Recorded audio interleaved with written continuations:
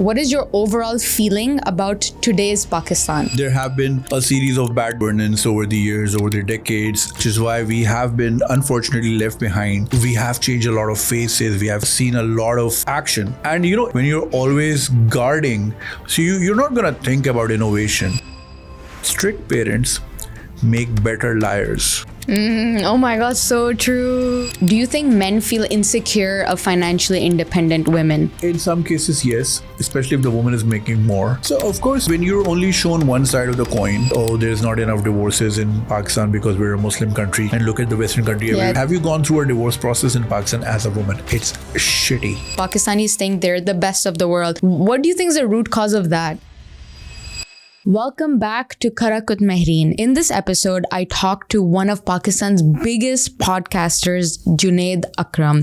He is an incredible educational YouTuber who addresses honestly, transparently, with a ton of research, what is the problem with Pakistan society today and how can we improve it. I've learned so much from his YouTube channel, and that's why in this episode I talked to him about what is stopping Pakistan from progressing, what is the education system like in Pakistan, why is the divorce rate so low in Pakistan, and is that even a good thing? And lastly, we talked about whether there can be a Pakistan without corruption. If you enjoyed this episode, please make sure to subscribe, like, and comment what was your favorite part of this episode. And while you're watching, make sure to have some karak.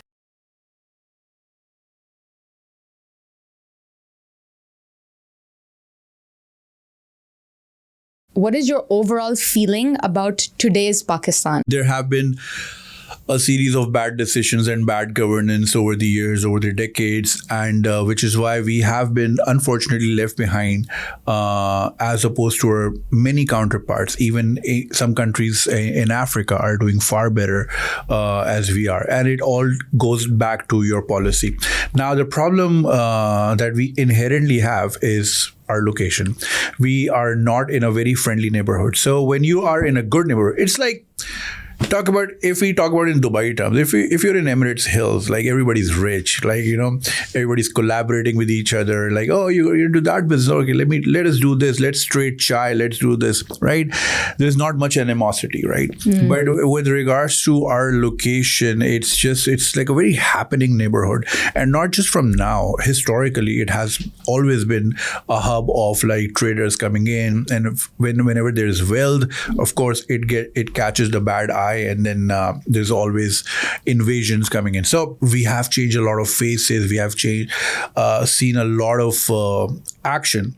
And, it gets down to your gene level. When you're always scared, when you're always guarding, so you're not going to think about innovation. Yeah. Jab aapko like security would be your primary concern, you're not going to think about building something, right?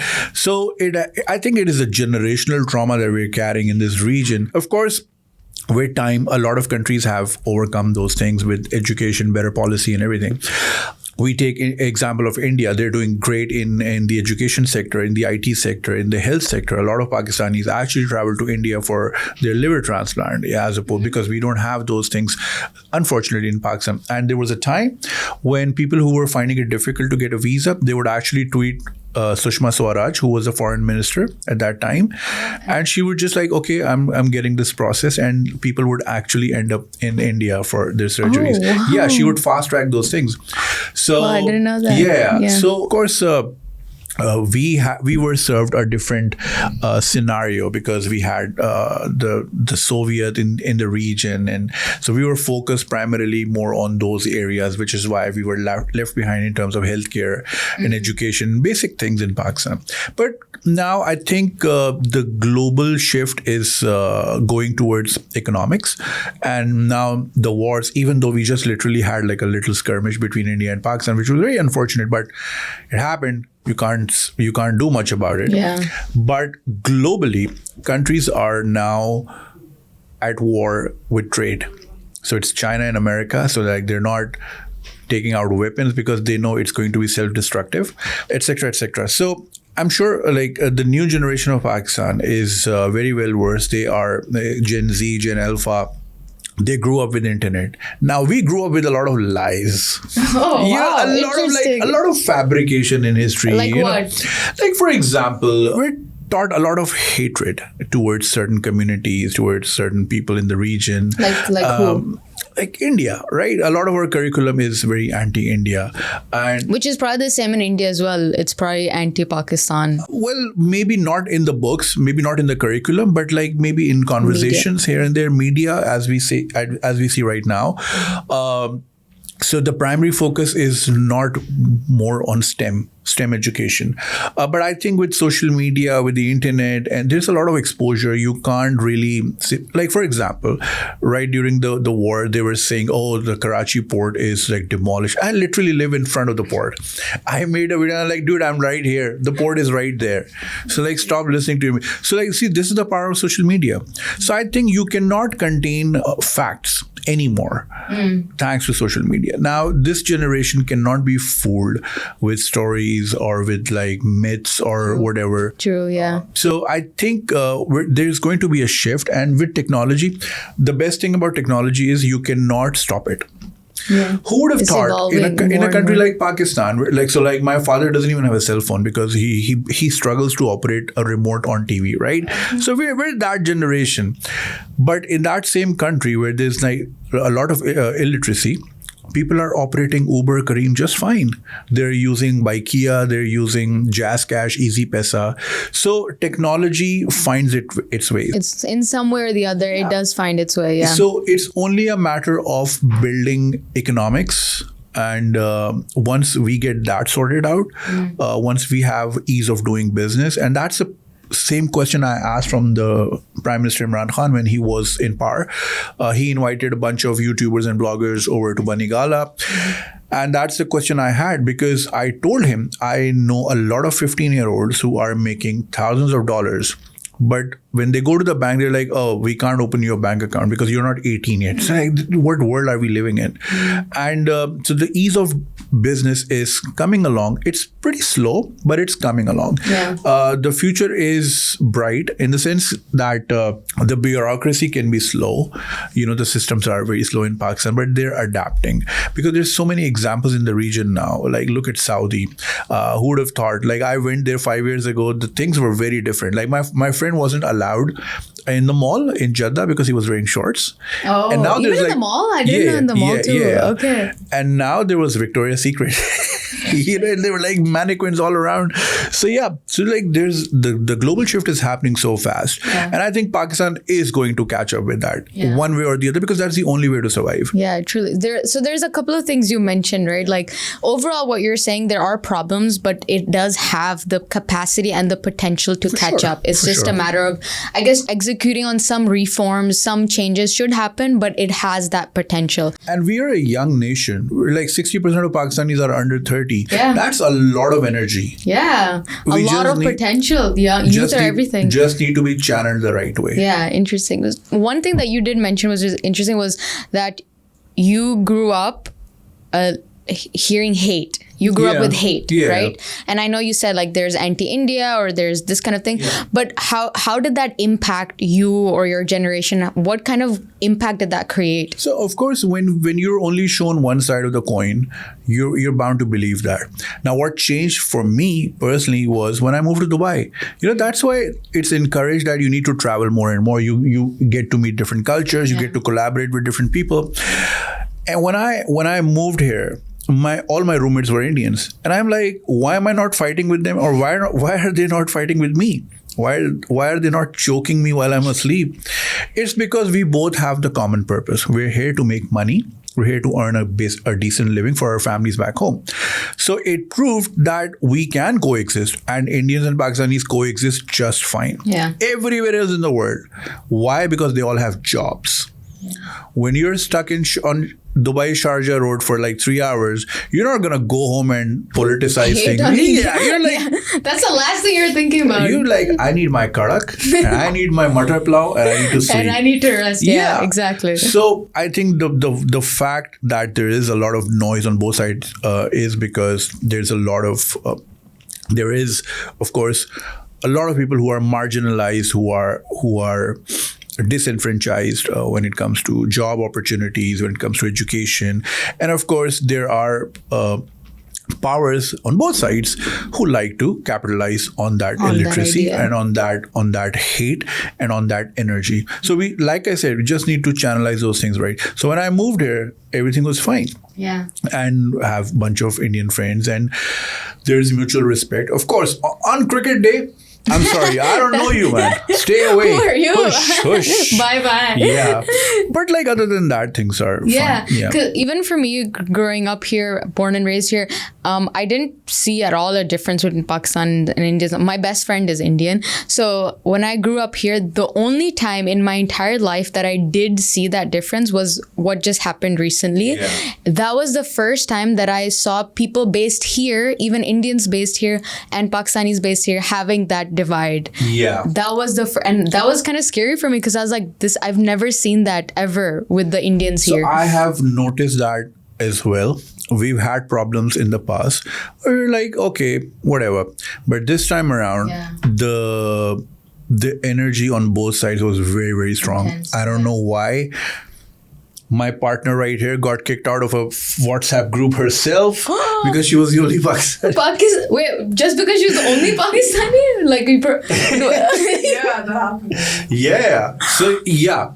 Oh. This time around, things were quite intense. I think it has to do with fake news, social media, and social media thrives on negativity because negativity propagates like anything. Let me give you a quick math. If I give you fake news that, Karachi port is demolished, you send it to 5 people, and all those 5 friends of yours send it to 5 people each. And it has to happen only 20 times. 1 is to 5, 5 is to 25, 25 is to 125. So in just 20 stages, what's the number? I don't know, like take a guess. 100,000, like a million? No. Does it reach million? Probably not, right? More. Oh, more than million? 3.2 million. Yeah. So imagine one wrong news, one fake news. You send it to 5 friends. WhatsApp only allows you 5 forwards at a time. So imagine that just happening. You just do that 20 times. And it's like entire population of perhaps Alain and Sharjah and Fujairah all together combined. Basically, yeah. That's crazy. It is crazy. So if you put it in that context, it's scary. So of course, I know when it comes to your own country and your patriotism and everything, things can get intense. But this time around, I think fake news and social media played a huge role. And it's also because we're exposed to a lot of news now. Yeah. Back in the day, things would happen. So like I grew up in Karachi, right? So I'm 83 born. So I've seen the violence of the 90s. But because we only had one channel which would never report it, we never knew. Yeah, something happened like 2 mohallas away. I'm like, I don't know. But now the news spreads like anything. It's first on social media, then on the news channel. Yeah, basically. So social media does it first. Yeah. Every time something happens, I go on Twitter. What happened there? Yeah. So. And then even news channels report based off of that video. Like they use that video as a source in news channels. And they just get away. Oh, we're just using it as a source. Oh, we read on Twitter. No, your job is supposed to be like, much detailed than that. Exactly. You can't just be like, oh, Mahreen said that or Junaid said that, so we're just quoting them. Yeah. That's not the way it should be. So I think the reason why there was a lot of intensity was also because we won. Wow, okay. That's why there's intensity. Because I don't know. Just joking.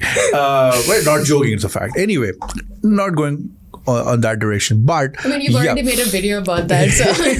But yeah, I think it's primarily because of social media. Now, as much as social media is beneficial when it comes to sharing knowledge and, we're all a product of social media. I was doing a boring job not so far away from this place, but now my life completely changed because of it. And so many millions of examples out there.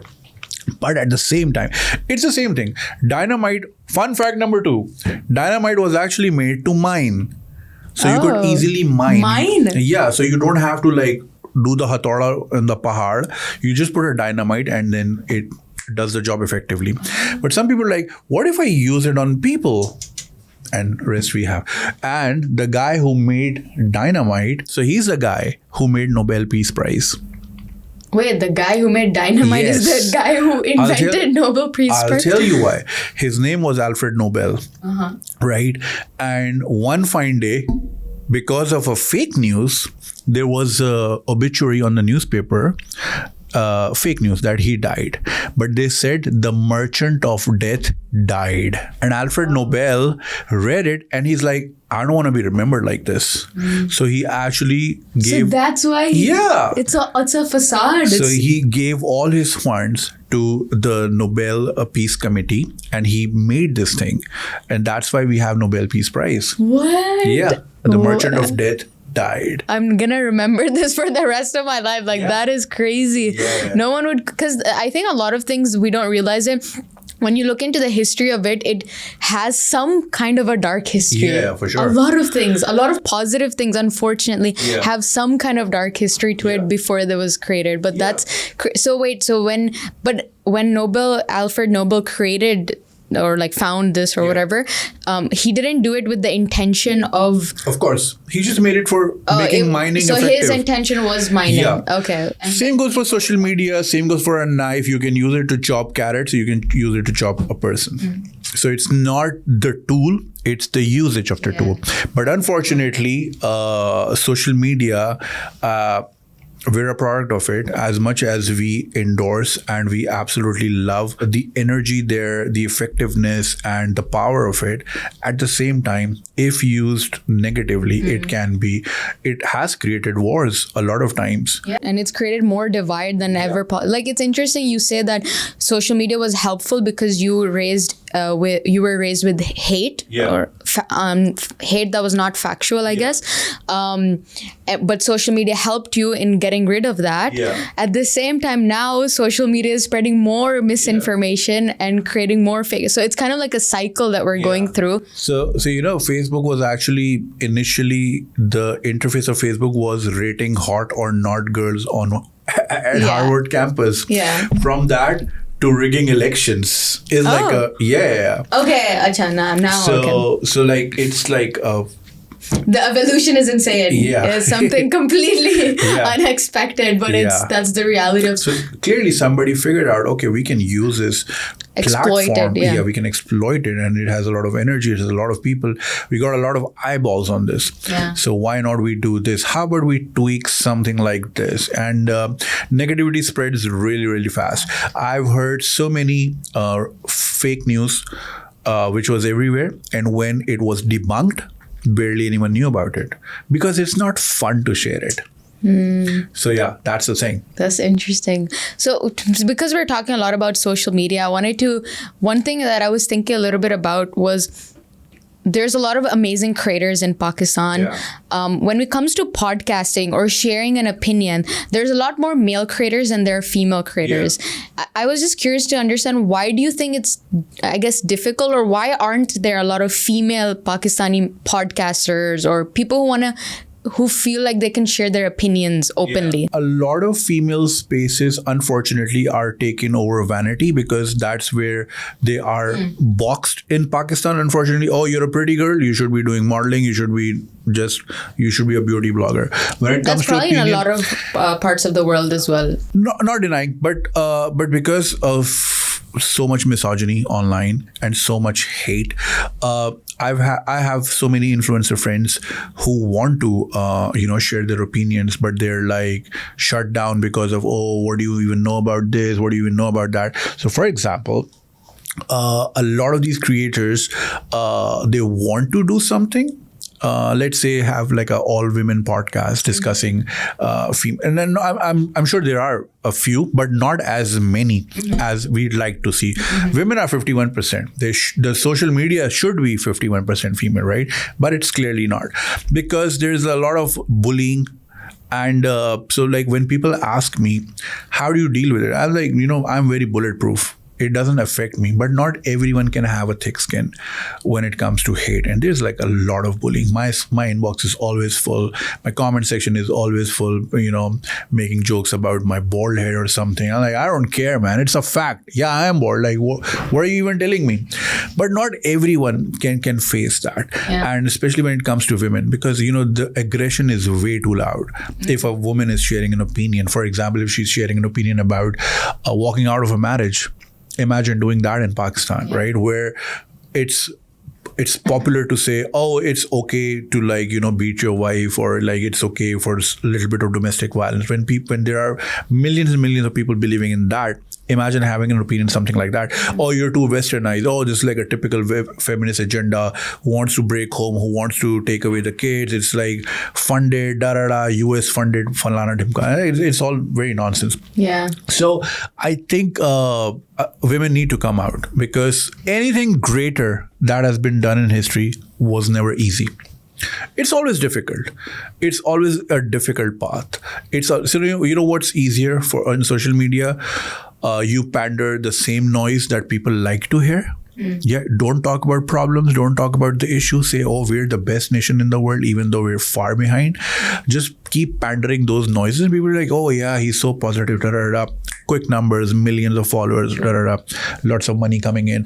But the moment you start talking about facts, no, these are the problems that we have, and we have to address these things. They're like, oh, you're always talking about negativity. Oh, is that the only thing you see when you walk around? I'm like, dude, like, we need to start somewhere. The first step towards progress is at least identifying addressing and acknowledging that there is a problem. Yeah. Right? We can't be the best country. We're definitely not the cleanest. Right? So how about we start from that? Safai Nisviman is written on every wall, but are we doing that? Actually executing that. Exactly. So when it comes to female creators, I think, of course, I'm not going to give my own opinion of what I believe would be going on in their heads, but based on what I've spoken to a few, is the same thing that, it's just the comments. And we are okay to bear that. It's either our husband who might not like it, it's either my sosral who won't like it, either my own family would not like that kind of attention, because some of the comments can get really, really bad, right? Yeah. And nobody would want to see those. Yeah, of course, it's natural to be affected. So I think primarily that is the reason, and there is no denying there are a lot of talented females out there with great opinions and everything. It's just a fact that the aggression from the other side. And the thing is, as long as that aggression is online, it's fine. I'll deal with that. I'll block it. I'll spam it, put it on the hidden folder, whatever. Yeah. Things can get really nasty. People can get hurt, and they have. So that is also something that stops a lot of people from going out and saying their opinion. As in, you say that if the hate is online, it's manageable, but it can become offline. It can for sure. It can come to your home. What if your opinions are not likable, and in Pakistan everybody's offended all the time.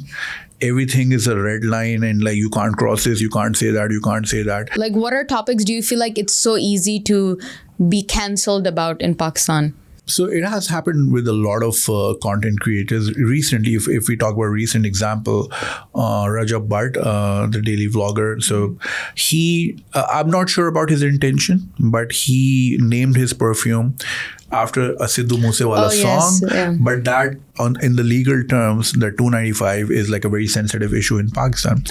I'm not sure he was aware of that, or he understood the severity of that, and he just labeled it, and then he got a lot of hate for that. Not just hate, death threats. Yeah. So religion is a line you are never supposed to cross. And it's a very thin line. If you're talking about health issues, women issues, the age of consent, or things of that nature, divorce, so that's it's easy to get cancelled. Yeah. And your opinions can get you in a lot of hot waters. And especially it's a problem because a lot of and I was just watching this reel of an actress she's an actress, right? She's not in a burqa in a home producing kids. She's out there working. She's like, oh, I hate feminism. I'm like, dude, do you even, feminism is not smoking cigarettes and wearing sleeveless shirt. It is the fact that you have autonomy on your economics, you have autonomy on your body, etc., etc. They don't know what they're talking about. You are there because of feminism one way or the other. But she's like outrightly on camera saying, oh, I hate this. Like, do you even know what you're talking about? So when you have celebrities with millions of followers with that kind of stupid mindset, right, which is actually impacting millions of women in Pakistan. So that is something. We don't have good role models. That's what I see in the digital space or in TV.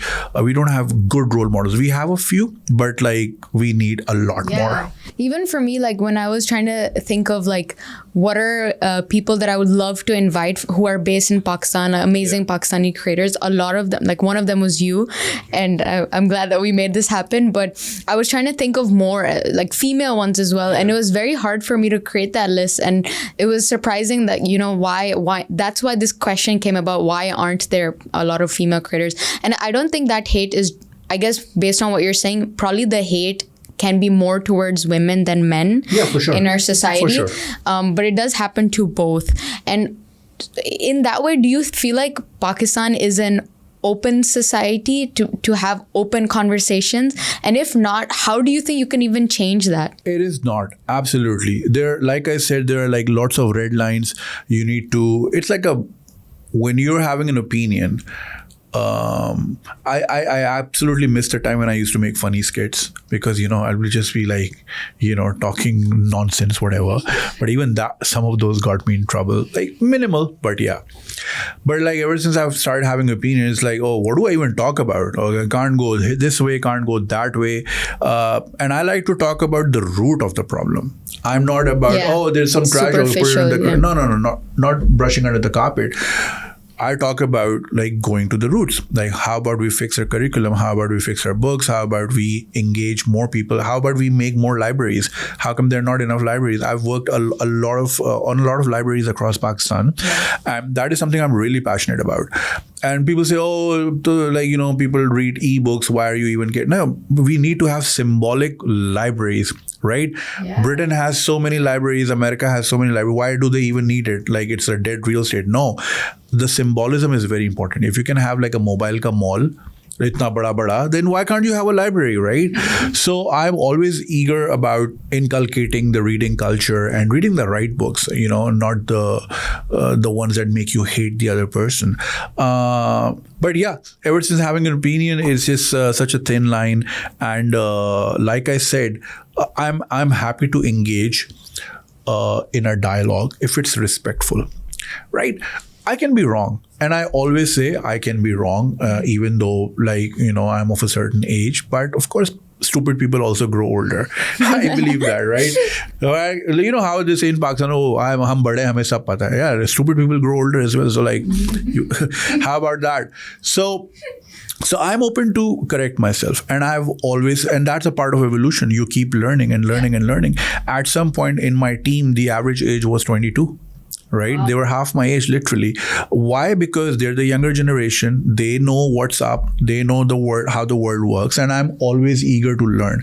I have no shame. I even had a 15-year-old, even though it's like child labor, but like he was on an internship. So, but I was eager to learn from him. And a lot of my senior staff would be like, why do you even care about what he says? Like, dude, he knows more. He's more relevant now. And the day I start thinking like, oh, I am know all be all because I have X million followers, that's my decline. I'm going to go down that very day. So you need to always keep yourself open. And I'm always open for a dialogue. I'm always open to learn and maybe change my perspective. There are so many times a lot of women have corrected me about certain issues that I spoke about because obviously I don't have a female perspective. I think like a man because I am a man, right?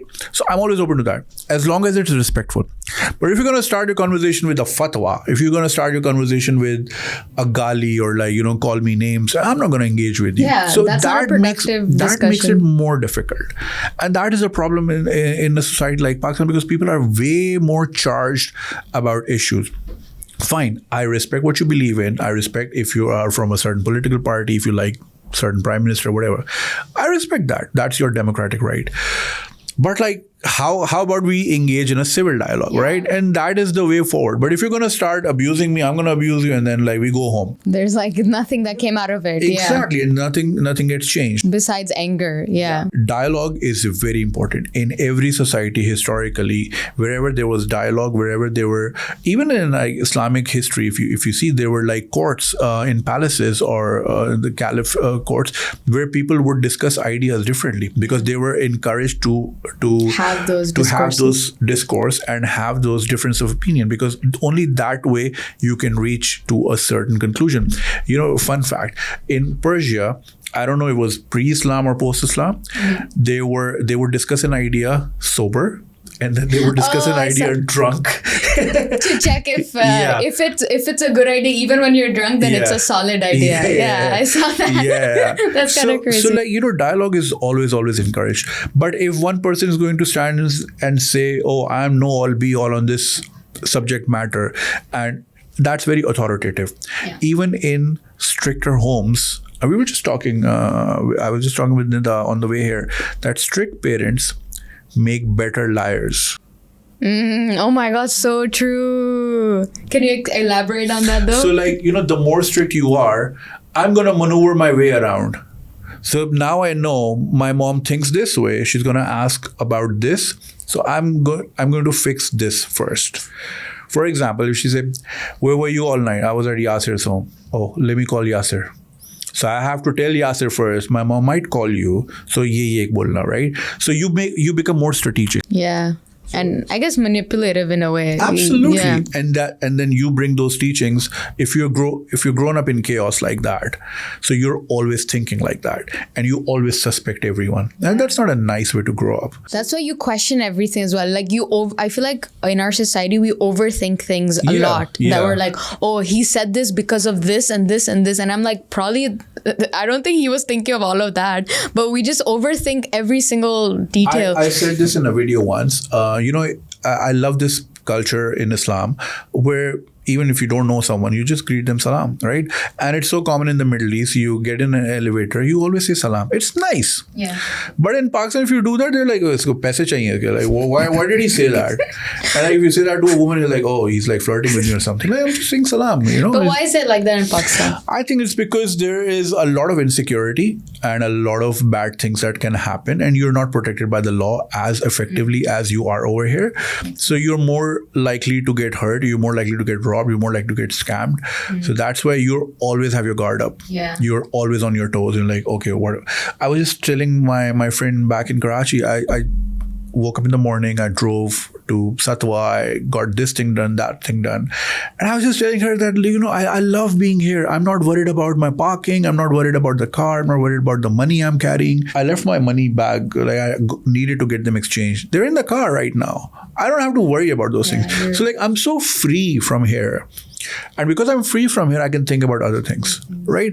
So insecurity is one reason why it happens. So stricter parents create better liars. Similarly, if there's a stricter authoritative nature in your khandan or like in your mohalla or in your country, so you're not going to create better people with better judgments, people with sound thoughts. Yeah. They're going to be like manipulative, like, okay, so I'm not allowed to do this. So how about I do it this way? So you become more sneaky. And people are proud of it. When when they do something sneaky, they're like, oh, I did this and I accomplished it. People are proud that they're like that. Yeah, because you've grown up in an environment where your thoughts were never valued. Yeah. So in Pakistan, the culture that's really bad is we teach our kids for the first 2 years, we teach them how to talk. And for the rest of the life, like, don't say anything. Shut up. Sit down. Be quiet. So you go to school, it's the same culture. You can't question your teacher. You can't question your father. You can't question your elder brother. So when you've grown up in an environment where your thoughts are not valued, you'll be like, forget it. I'm not gonna say anything. Yeah. Or you'll find a sneakier way out. So So these are the core issues, in my opinion, where we have to inculcate thought, we have to inculcate dialogue, we have to inculcate mutual respect. That is something we really, really lack. And like we need to just copy paste from somewhere else. We need to look at other societies, why they're thriving, why they are the way they are, and it just need to inculcate. Yeah, there's nothing wrong with learning from other societies. I feel like when I try to compare, people think you are demeaning or diminishing. No, we're doing it in a productive manner because I don't like, no one is the best of the world. Everyone can learn something or the other from each other. If you're grown up with the thought that we're the best in the world, then you're not going to improve. You say we can be better. If you are grown up with the thought, oh yeah, we can do better, then you're going to strive for better. But you're like, no, we're the best. Like, okay, this is the best. Okay, cool. I think like one thing you were talking about, how, people always have their guard up. They have that protective mindset. I think that's the root cause for a lot of things. But when it comes to this particular issue where Pakistanis think they're the best of the world, the country is fine, we don't need to change anything. And when we try to have a discussion, there's like hate and anger. And what do you think is the root cause of that? I always encourage I focus on individuals when I'm addressing my audience. I'm like, I can't fix my own apartment, let alone the whole country. So I work on individuals. So I just address to them as a single person on camera. I assume there's just one person watching me. So I just tell them, there is no shame in admitting that you're wrong. And the moment you have that confidence that it's fine, I can be wrong, and I'm open to learn, only that way you can thrive.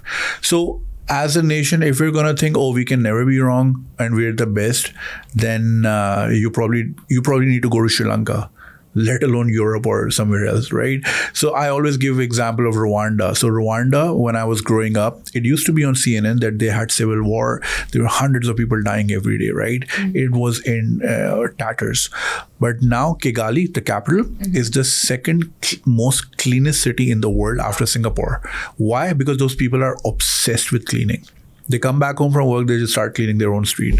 That's a great example. How about we take something from them? There's no shame in admitting that we can be wrong, and we have been wrong about a lot of things. How about we change? So the only way you can progress is through admitting that and acknowledging that and like making things right. But if you're going to be very stiff about, there's a saying in Urdu, ke तना हुआ दरख्त जल्दी टूटता है. Tanawa, what does that mean? Like thin? Not thin, stern. Sturdy, right? Like the trees, the branches that are flexible, they can go for a while, right? Wow, yeah. So, and there's also a Coke Studio song about it. It's Horvi Niwa Ho by Noori. If you can look up the lyrics. If you don't understand Punjabi, there are English lyrics as well. So उसमें है उच्चा सुरू गुरूर में कदी ना फल पाए. यानी कि like there's a type of a tree called suru. It goes very high.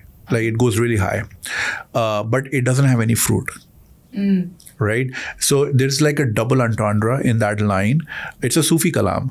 So the double entendre is that if your head is way too high, you're not gonna get success. Yeah, any fruit. So beautiful kalam. So need to learn from our own Sufis, man. Like we claim to be a Sufi country and built on those teachings. How about you pick up a book and read something? Yeah, and there's so much value in it. Like there's actually wisdom in it. Absolutely. It's just that we sing it, we say it, we don't actually apply it in our lives. Yeah. So we need to be unashamedly admit the wrongdoings or the shortcomings. That's fine. We're a very young country. It has taken Europe or other countries hundreds of thousands of years to progress and be where they are. We're only like 75, 76, 80 almost now. We can do it. Yeah. So, but like we can only start once we admit that, okay, we need to change certain things, stop certain things, and start doing some things, right? And first and foremost, I think inculcation of women in the workforce. I am always very vocal about it. We don't need to look anywhere further. Just look at Bangladesh. So there is an example I shared in one of my videos. So you know what they did? How did they manage to educate their women?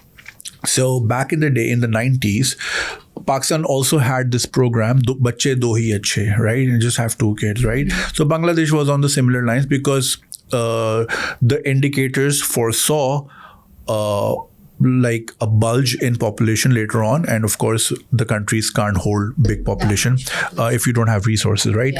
So what they did was they made coins, right? And on the back, so the front of the coin had their emblem in Bangla, and on the back it had a father and a mother and a girl and a boy, and that's it. And they did it on coins. They didn't do it on 1,000 rupee notes or 5,000 rupee notes, because coin is mostly around not just accessible, it is mostly found around people of a small strata, right? So disenfranchised people. So it communicates, right?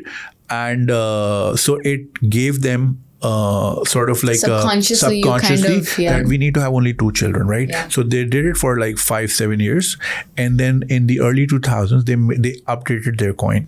This time around the coin had the emblem on the front, and on the back it had a boy and a girl both reading books. So it sort of communicated that don't just teach the boys, teach the girls as well. And from that point to now, we have the Bangladeshi women workforce is great in number. Now, so back in the day, when I'm talking about a decade ago, if I go to Splash, if I go to Zara or Next, I would see tags said made in Pakistan, because we had workforce there. And for whatever reason, the factories moved, whatever. And now it mostly says made in Bangladesh, right? Why? So when a woman starts work, when a woman reads, she can read the measurements and make your Zara shirt accordingly, right? And when a woman starts working, they have less children because they need less dependency because they need to be on the work as well. They have to manage both sides, right? That's so interesting. I never knew that. But those coins actually created that impact on the population. So they must have seen a change. That was the program, because a poor man has coins all the time. So we need to communicate to them without even saying a word. So you just print it. And fun fact, every dirham denomination, you pick like one, not 5 dirham, 10 dirham. So on one side, it would have Emirates past, and on the back side, it would have the future. So it communicates to an Emirati that this is who we were. We were pearl divers back in the day, or we had these castles, or we had these places, and on the back there's like Sheikh Zayed Road, like the grand with like a skyline. So this is who we were, and this is who we are now. So there's so many stories that currencies tell you. And I had no idea. So they communicate. So currencies are one way to communicate a lot of messages. So for example, the new pound sterlings that we have, the different denominations. So back in the day, it used to be only the Queen Elizabeth, and now we have one for Charles Darwin, one for Winston Churchill, one for this guy who made this computer, Alan Turing. The Turing math. Yeah. The Turing math. So like this is one way to celebrate our heroes. So and one for Newton. So makes sense. So it's sort of to communicate, to take pride that this is the nation we are, and these are the kind of people we have produced. So like I'm sure British take a lot of pride when now the world is going cashless. Oh yeah, true. I feel like I was like, why have I never noticed the cash? But I'm like, I guess people just I always use Apple Pay now. But yeah. So like I made this case in one of my videos that every denomination in Pakistani currency has something that has nothing to do with Pakistan. For example, it ended up being in Pakistan because of the divide in after 47. So for example, Mohenjo-daro, right? It's on the 10 rupee note. It was there for 5,000 years. It's not a Pakistani place. It happened to be in Pakistan. Same goes for, I think, Islamia College in a 100 rupee note. It's in Peshawar, made by the British, right? Same goes for Shahi Killa on 50 rupee note, made by the Mughals.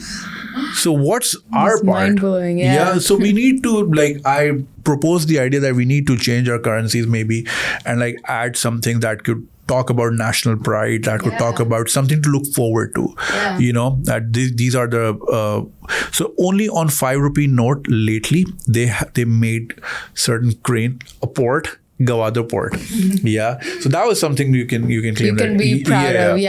That's interesting. That's so interesting because I think when you actually look at the pictures that tell you what is it that a country is proud of, and if And as you were saying, if it's showing you pictures of things that they haven't made, and is there something to be proud of? That makes you question it, right? Yeah. Very, very interesting. Going back to something you mentioned about traveling, that, when you came to Dubai, you became friends with Indians, you became more open, things like that. I wanted to kind of compare how Pakistanis are in Pakistan versus Pakistani expats that you meet maybe in the UAE or wherever you've traveled. What is the difference that you've seen between Pakistani expats and Pakistanis living in Pakistan? So in terms of, if I speak from my own content, because I have been an overseas Pakistani while I was living in Dubai, so I had exposure, and then my work allowed me to travel to different places, and I bring those learnings to my videos and I talk about those things. Overseas Pakistanis, they understand where I'm coming from because they've seen the stark difference, right? They've seen this side of the coin and that side of the coin. So if I'm talking about cleanliness, they know what I'm talking about. If I'm talking about road sense, if I'm talking about traffic issues nahi hai, like everywhere else in the world, or the fact that there's so many museums, there's so many libraries, so they understand. Meanwhile, Pakistanis, essentially those who haven't had the opportunity to travel elsewhere, they take me as a threat. They take me as, oh, you're someone who just like talks bad about Pakistan all the time. Da, da, da. So that is primarily the difference. People are there of all sorts. You can find all types of people everywhere, but mostly in a grander scheme of things, especially, for example, I meet a lot of students every time I'm in Europe or America, because I like to see what their life is about, what their struggles are like, how did they end up there. I always make videos. Whenever I come across so many students, wherever I go, I'm like, camera kholo, chalo, video banate hain. So I met these guys in Milan. I did a small meetup in Estonia. So Estonia has only like 150 Pakistanis. It's the most digital country in the world. Oh, most digital? Yep. Oh, it's a tiny country next to Finland. Yeah. And you know what they made 20 years ago? What? Skype. Oh. Yep. Estonia they made a Skype. lot of things. So Estonia is the most technologically advanced in the cyberspace. And you know why? So the Estonian flag has an eagle that is looking towards the east. So Estonia used to be part of the Soviet, and after the fall of Soviet Union, they became an independent state. And now the Russians don't like them, so they did cyber attack back in the day. And from that point, they decided that we're going to be super strong in the cyberspace, in the digital space, that no one can threaten us. And the eagle is looking towards the Russia. So the startup culture in Estonia is so amazing. The energy is full of young, vibrant people. All the buildings you come across are like Soviet era rundown buildings, but if you step inside, it's like co-working spaces, just like the one we are at right now. The energy is amazing, and they have so many unicorns. So it's not just Skype. They also made Bolt, which is like Kareem. Oh, right? That's made by Estonia. Yeah, I had no idea. Bolt, Wise, the payment transfer. The payment, yeah. So there are like so many examples. So I met these Pakistanis there, and they ended up, they just applied on LinkedIn, and they're like, yeah, come over. One of my friend who Nida very fondly knows, he just randomly messaged the IT minister of Estonia, and he told him that Estonia doesn't have an embassy in Pakistan, but I can assure you there's a lot of software talent in Pakistan. So the guy just flew down. And so I'm talking about Amir. So he showed him around. He took him to different, and so the minister of Estonia is just roaming around in Lahore. Nobody knows because he was there on a private invite, and he showed him around. He took him to different software houses, showed him the pool of talent, and he's like, great, let's have you guys over. And then he took around 100, 200 people from Pakistan and flew them to he's Estonia. Like, we need these brains. We need this kind of talent. So that's how those 120. No. So it's not just those. So I'm sure I'm talking about Tallinn. So the capital city of Estonia had 150. Okay. I'm sure there are in other cities as well. So a lot of those students that I met, they said we just applied on LinkedIn, and they're like, yeah, come over. Okay, I'm not giving ideas, but you have to be really, really good in what you do. Yeah. So I'm always interested in knowing their journey and in sharing their journey as well. I have a dear friend, she got hired from Lahore into Google in Warsaw. She was the only Pakistani working there. Not the only Pakistani working in Google. I have categorically I've never claimed that. I love how you have to disclaimer, give that. A lot of Googlers came in my inbox, dude, like we've been working for 20 years. We never said we're the first one. I'm like, no, she's the only one in Warsaw. Okay. Right? Got it. Anyway, so I shared her journey and it was very fascinating how she ended up there. When I meet those students, when I meet those people, the energy is so different. Because and there are lots of people back home.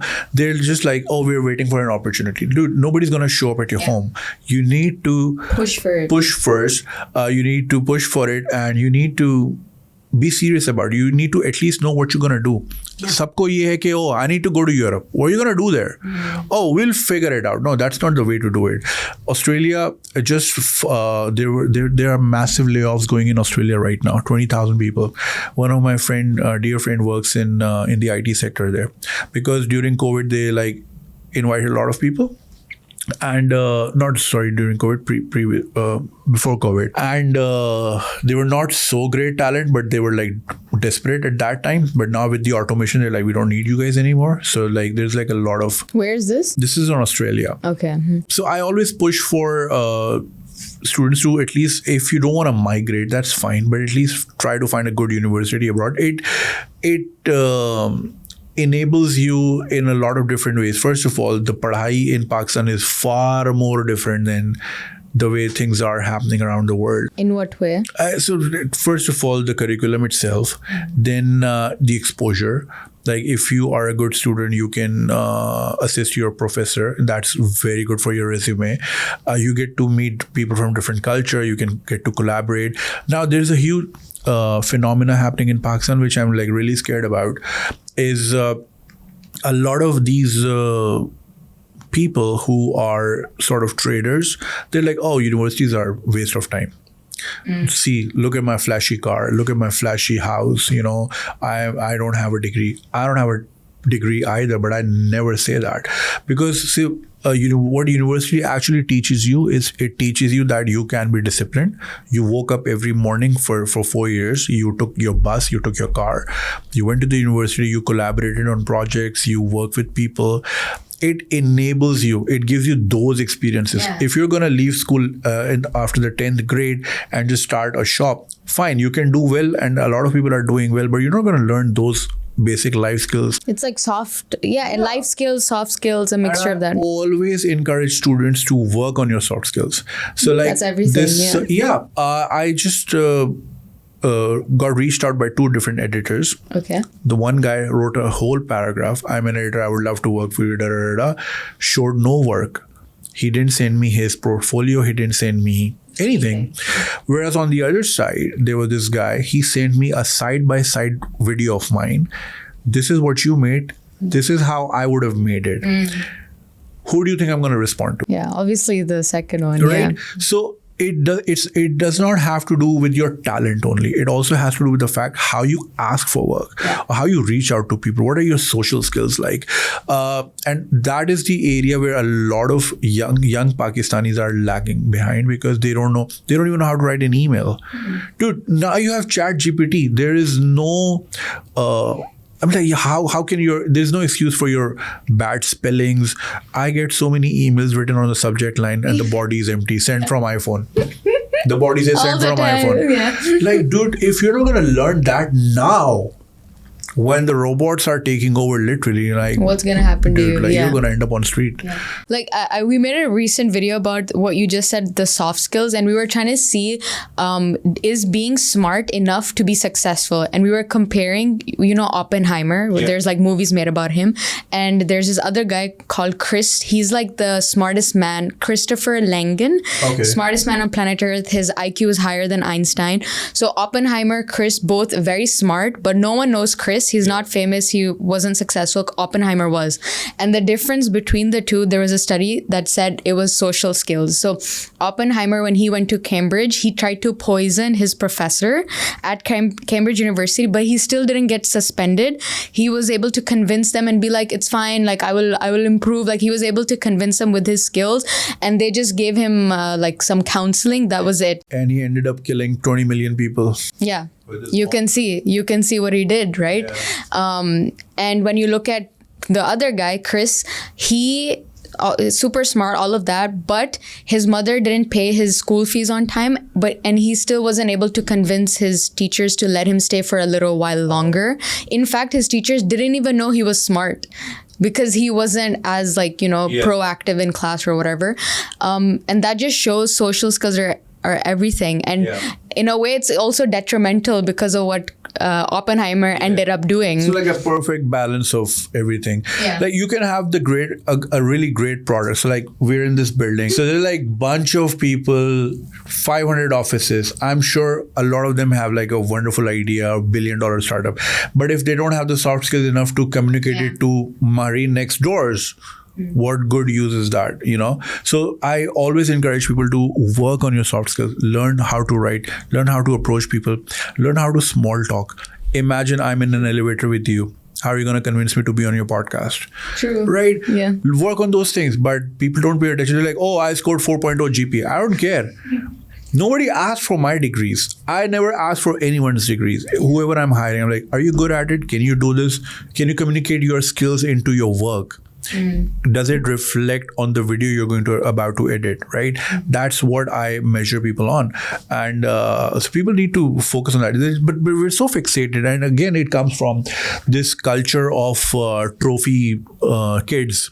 Because that's how our parents raise us. Because, Mahreen has to get a gold medal because फिर मैं मुँह क्या दिखाऊंगी, खानदान वालों को. And like, I need to show Mahreen around. Oh, look at this. She got a degree from Westminster or wherever. Right. So that culture is very toxic, and it's not just in Pakistan, it's also in India, and a lot of Indian students commit suicide because of that. People who can't make it to IIT, there's a wonderful series called Kota Factory on Netflix. So Kota is a city where people actually go and stay for a year and they prepare for the entrance exam for IIT. And being in IIT is like, you're the Raja Beta of whole India, right? Of the whole Khandan.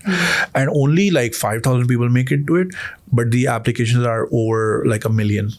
So your success rate is like 0.00 whatever, right? That's crazy. So they work like anything. So that web series Kota Factory actually shows the pressures those students are in. They have to cook and clean for themselves. They have to keep asking for money. They can't work, or their parents are like, "Nahi, beta, kaam nahi karna. We'll send you the money. You just need to study and focus." And then like somebody falling in love, some this, that. So the challenges, and that's the first time those Indian kids are living alone. And as we all know, we're like treated like kings in our houses, and that's like the Raja Beta phenomena. We don't even know how to make chai, and then suddenly you're thrown into like a city and you have to live on your own. All yourself, and also study and make sure you're in the 0.0005%. So a lot of those students at Kota, like there's been so many instances like that where, you didn't see the kid for a while, and then when you broke the door, they were just hanging from the ceiling. It's just that they couldn't make it to the expectation of their parents, etc., etc. So that culture of the winning mindset, the numbers mean everything, or the degree academics in a way. Yeah. So that also pushes students so far ahead into just rattofying everything and just writing it down and getting a 4.0 GPA. But that doesn't mean anything. Yeah, but they forget to work on their social skills. They forget to work on the soft skills. You have to, like, a biryani is not just chawal. A biryani is like a, mixture of everything, concoction of everything in the right measurements. Yeah. Right? Similarly, you are also a plate of biryani, but you have to have the right concoction of every ingredient in life that you have to have, and that is going to make you stand apart from your counterparts. The world is only getting tougher. The population is exploding everywhere else in the world, mostly in poor countries, because we don't have any other entertainment. So we don't have Netflix, can't afford Netflix, so we make our own entertainment. So but I like that analogy that we are all biryanis. Yeah. We're all plates of biryani. We're all chai. Very relevant. We're all karak. Yeah, even chai is the perfect concoction. Yeah. Even the tea blend is a concoction of the perfect Indian tea or Pakistani tea and Kenyan tea or whatever. Fun fact, the smaller the circumference of the cup, the better the tea will Oh, taste. that's true. Yeah, Yeah. because of the concentration. Yeah. So which is why when we go to places like Marriott or like any 5-star, they serve on a teacup. It doesn't taste anything. Yeah. So the small, which is why the masala chai and those karak sold in India, they're like shishe ka glass, very small, Tiny ones, yeah. So they taste really, really good because it's concentrated. I've been wanting to get smaller glasses because I've tasted the difference, but then it's not like seen in the camera. That's why I get these bigger cups.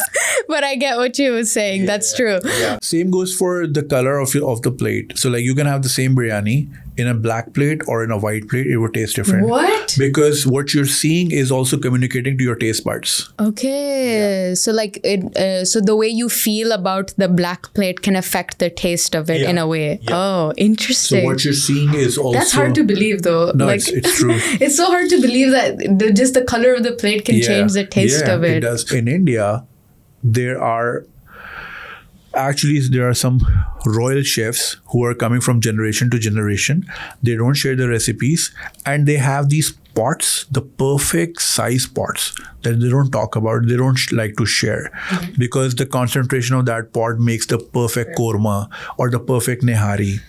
So like, the sizes also matter. Yeah, like it's when you were talking about how the color of the plate affects even the people who are eating food with like a family, their families who are very abusive or there's a lot of conflict with the family versus people who are eating food with people that they're very comfortable with, and the way their food was digested was different between them. So the ones that were with people that they don't like, their digestive system didn't work properly and it takes longer to digest, something like that.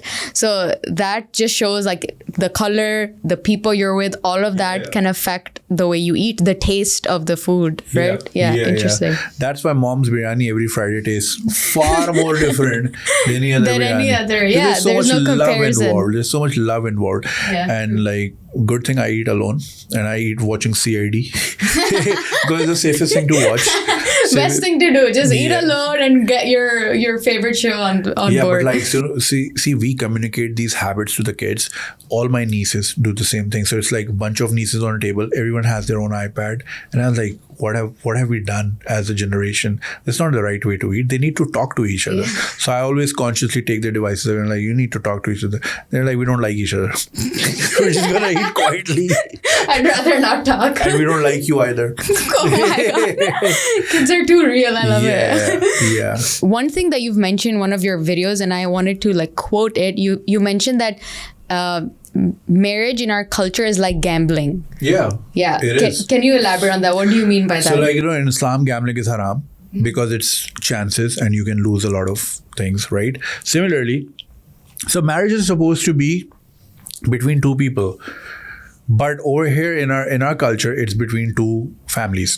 So if the father-in-law likes the other father-in-law, you need to get married. Like, dude, you like each other. Why don't you get married? Right? So there needs to be a lot of communication.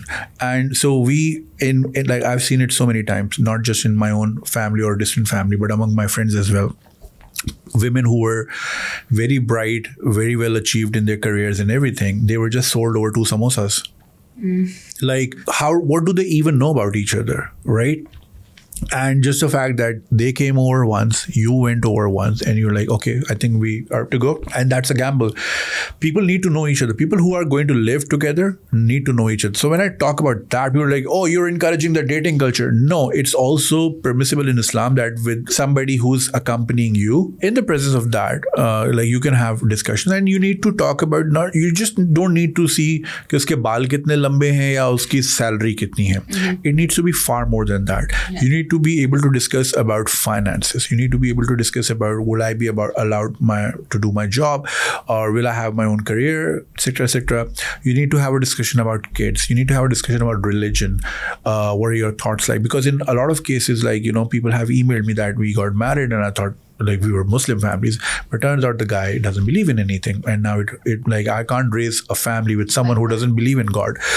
So you need to be open about those things and have those conversations. And a lot of so like in Pakistan, sadly, it's like the virginity is like always the first question. And there was this email that this lady sent me. She's like, I was in a relationship and I've done certain things, and then this was the first question that was asked from me from the guy, and I didn't know what to say, so I said yes, and like, what do I do now, da, da, da. So like, you need to create an environment where people can openly discuss about those things, and like, if it aligns with your values, if you are of a forgiving nature, okay, whatever was in your past was in your past. Like, I've had some past as well, it's fine. We need to look onward and forward from this point on, and I expect these are my expectations from you in terms of loyalty, respect, and love and everything, and that's it. But some people are not okay with that. But you need to have that conversation there and then, not after you get married and then you find out the ex was messaging, or you went through her phone, or somebody emailed you, oh, I used to date her at some point, and then like that's like a lot of drama. So I always say that whenever you are buying a house, right? So like whenever your family or your father, when anyone in your family was planning to buy a house, what they look for is not just a house, what it looks like. You also look for, are there nice schools around? Where is the supermarket? How far is the hospital? What are the utilities like? Well, in Dubai, there's not a problem. Utilities, light kitni jati hai? Like, you look for that in Karachi and Lahore, right? You look for everything else, and then you sign the contract with the realtor, and that's when you move in. But in Pakistan, with regards to shadi, we move in first, and then we're like, okay, what are the values? Okay, what do you believe in? Okay, are you going to take me out on a date night? My mom always told me not to travel alone. You'll travel with your husband, but now you're saying you're not allowed to travel. What the hell? Yeah. Will I always live in Karachi, or will I always live in Sialkot? Yeah, it's crazy that you're having these These are like basic topics that should be discussed prior. Things eventually obviously come up. People find out, the man was in gambling, or like, he had some women on the side, or somebody finding about their wife that, they were not of the same values that I expected her from. And that's where the problem comes up. So you need to have those conversations before. But sadly, we're like, given the pressure, or like, family pressure, oh, umar nikal rahi ja rahi hai, phir rishte nahi aayenge, and like, we scare women so much. And in Pakistan, the culture is so misogynistic towards women. It's because anyone beyond 27, 28 is like expired, and there's always a supply of young girls coming in, and nobody's gonna look at you, vagera vagera. And I always say this, that a woman with 2 PhDs in her late 20s is less valuable as opposed to someone who's just done her school and had 2 kids at 21. She's successful in the Pakistani terms, and that's sad. So I always encourage the idea of course, settling down and find the right person for yourself, but you need to look at the other person as how will they be to your children. If you're looking for a woman, you need to see her as a mother. What kind of a mother would she be, or what kind of father this guy would be? So you need to look for those traits. People are like, oh, we'll find out. And you know what the first thing they do? They get pregnant right away. Dude, like, at least know the person. Get used to the person. Like, before you choose to do that. Like, do you even like the person? Okay, so people confuse love and likeness. Love is different, right? Likeness is different. We often confuse both. So if you can't stand the person, why are you procreating with him? Because once the child comes in the picture, then everything becomes complicated. Then the relationship will be fine. No, they assume. Yeah, exactly. And also, a lot of cases in Pakistan, oh, munda ki karda hai, kuch nahi, jo vyah kara do. Oh my God. Get him married first, then he'll look for a job. Then he'll figure it out. Even with women, I feel like I've seen so many women that feel like lost and sad, and maybe they're confused on what they want to do in their life. Then the parents are like, okay, she's like confused, she should just get married. Yeah. When she gets married, and then obviously there's a little bit of excitement, she's happy in the beginning, and then, normal life settles in. Then she becomes a little sad again because she doesn't have maybe a career. Then the solution is have a child. Yeah. You're just giving her temporary solutions, temporary fixes every time. You're not giving her an actual solution for what she wants to do in life. Yeah. And like, once you have a child, iska bhai kab aa raha hai? Iski behen kab aayegi?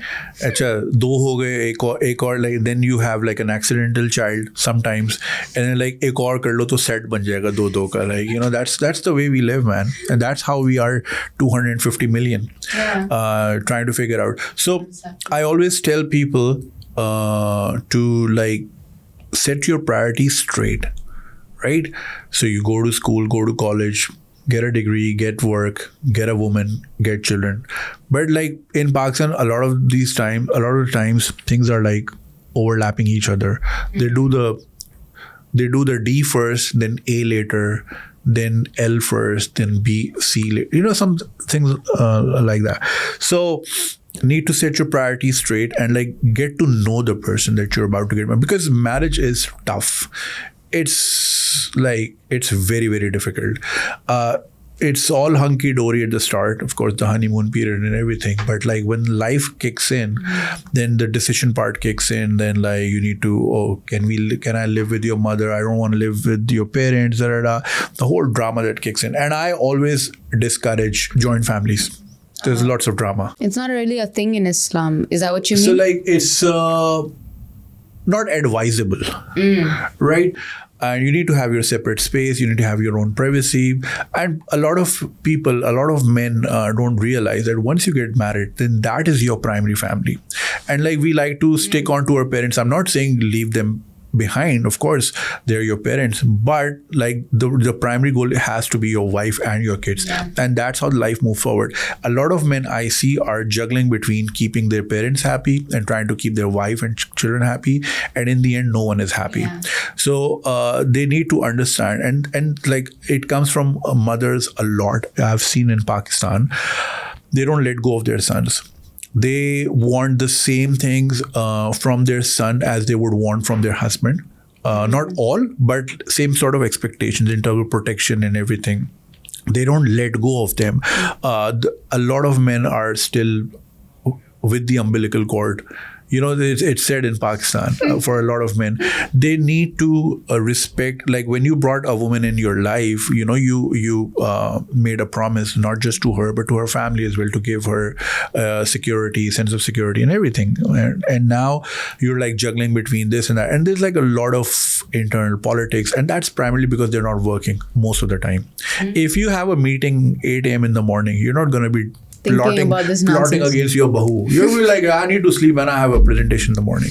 So there's a lot of time on people's hands in Pakistan. That's why there's a lot of drama that's happening. And then we see the same dramas on TV. It encourages those actions more. It validates a lot of those feelings. Oh yeah, it happened to my cousin as well. Oh, she did the right thing. Oh, I'm going to do this the way Myra Khan did that on the drama. She stood for herself. Oh, fun fact. I have a friend who works closely with these TV channels, and I said, why are you guys showing these dramas Aurat pe zulm, and it just propagates in the society and it's not good. Yeah. He said, well, we tried changing that.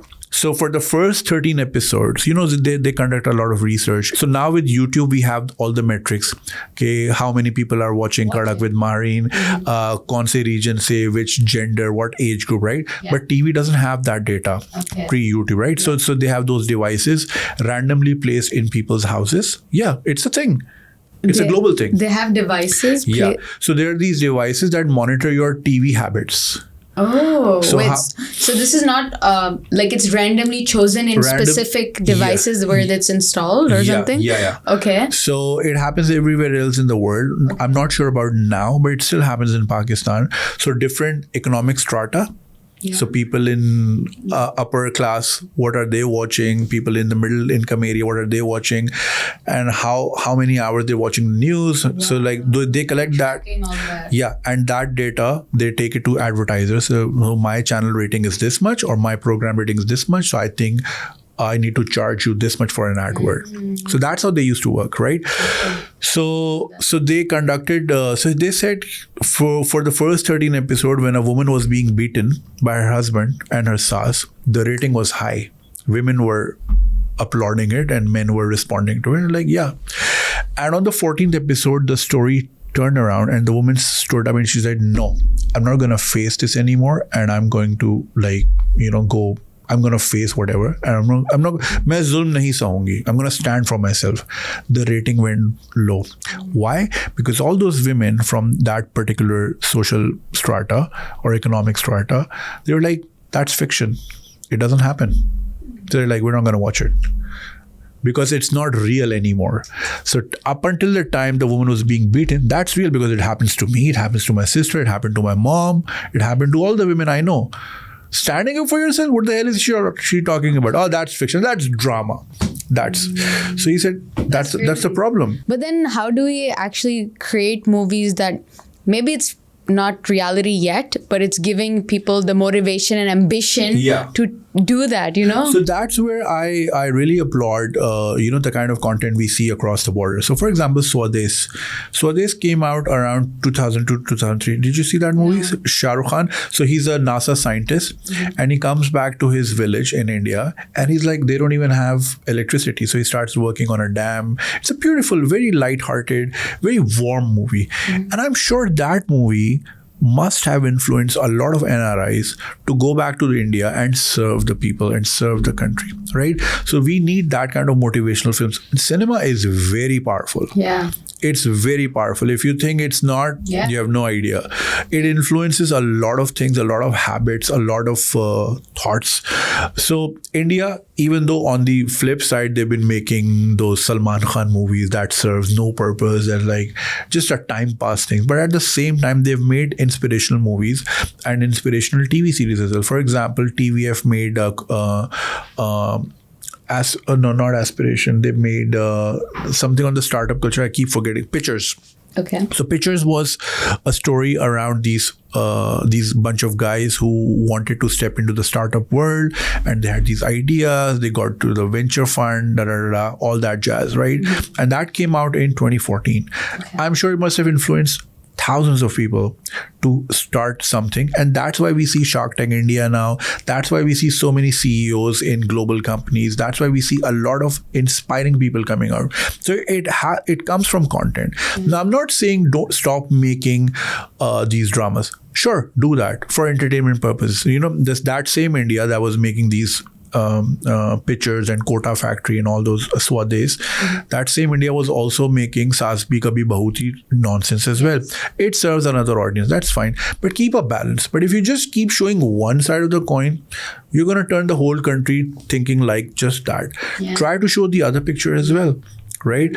I'm sure it won't be responded by masses, but it would have some impact. Now, also eventually it could grow. Instant, maybe not. But if your primary goal is to make money, you will do the easiest thing. You will do the marpetai thing. Yeah. That's the easiest thing to sell. Millions of views, 100 million views on the trailer. Have you seen the views on Pakistani dramas? Dude, it's crazy. Crazy. I mean, I can tell. Like my grandmother, my mother, my aunt, they'll watch it religiously. Yeah. Everyone, right? So that's the easiest thing to do. So if your aim is to create an environment where people have different thoughts, people could be thinking about, startup culture or, try to change something. It's a longer process. It's far more rewarding. Maybe not in your bank account, but it will shape up lives eventually. And that's where the government kicks in, because only the government thinks like that. The private entities just think about making more money, right? So we need to create an environment where government works on such projects and they inculcate such media, because they need to understand it's all Netflix now. Right. I was once in a panel during COVID. It was on Zoom. It was about the habits and the way people are consuming content. So we had these two uncles from PTV, and then there was someone else, and there was me. And I told them, sir, with all due respect, I watch all the series in one evening with popcorn and pizza. Right.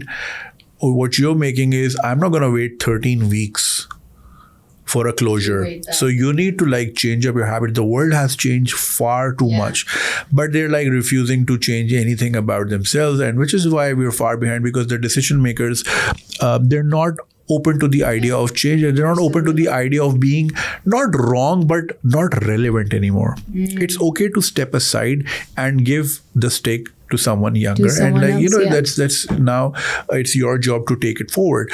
But we have a habit of not leaving until we're kicked out, and it happens in everywhere. What you were just saying about how important movies are, we see that even in the US, because people don't realize that a lot of movies, the US military has a budget for movies so that they can create their own messaging in their movies. Like Captain America, that was a product of the US military to encourage people to join the military or whatever.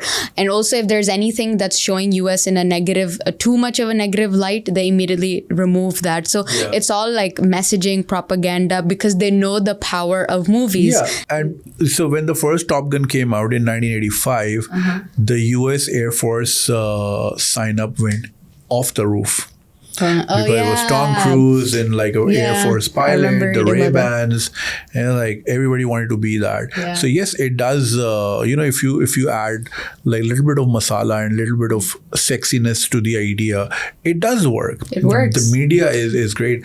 And you were just talking about anything in the negative way. You will never see any villain holding an Apple phone. Because Apple makes sure that it doesn't go in the wrong hands because they want to. I'm not sure if it's true, but Louis Vuitton actually bought a lot of Gucci bags and sent it to trashy celebrities so that Gucci becomes synonymous with those trashy rappers and like the Latifah, the Keishas and whatever. I never heard of that one. I'm not saying this as a fact. I mean, I saw it as like it was like a fleeting. But it just shows how media is important. It can be, but it's like it's not far from the truth. Like people have done certain things like that to beat their competitors. It's like a very competitive world. Yeah, and like I think visuals, images itself have such a powerful way of storytelling. It's probably one of the most powerful ways of story. Like even chai, like the reason chai became so popular in subcontinent was because when the British wanted Indians and the subcontinent to consume more chai,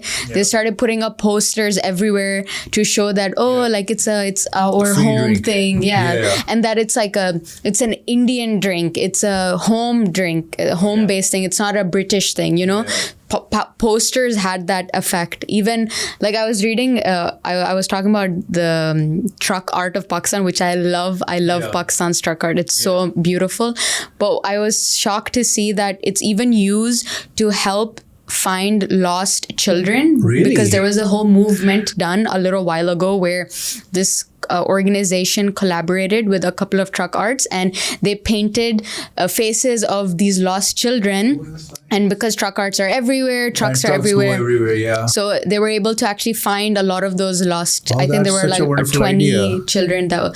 So visuals are so powerful and they can change people's minds. They can help save a lost child. It's crazy. And because in Pakistan, the army chief is far more popular than the prime minister. So every time there's a new army chief, you see a lot of their pop-ups on the back of the trucks as well. Yeah, makes sense. Especially if somebody's heroic or somebody's done something. So like now we're going to see a lot of the new like the current army chief on the back of the truck. So it's always been a thing. That's it. And this is one thing. It's so sometimes you see these Italian bags or paintings painted like that, and a lot of people try to claim, it's a Pakistani truck art. So it's not Pakistani truck art. It's actually one of the Venetian styles of art that got massively hit in Pakistan. So what does that mean? Like so it came out of Venice. Okay. Right? Okay. I think Dolce & Gabbana did a range of bags or something along those lines. Okay. And there was a lot of news, they stole Pakistani art. No, it's not Pakistani truck art.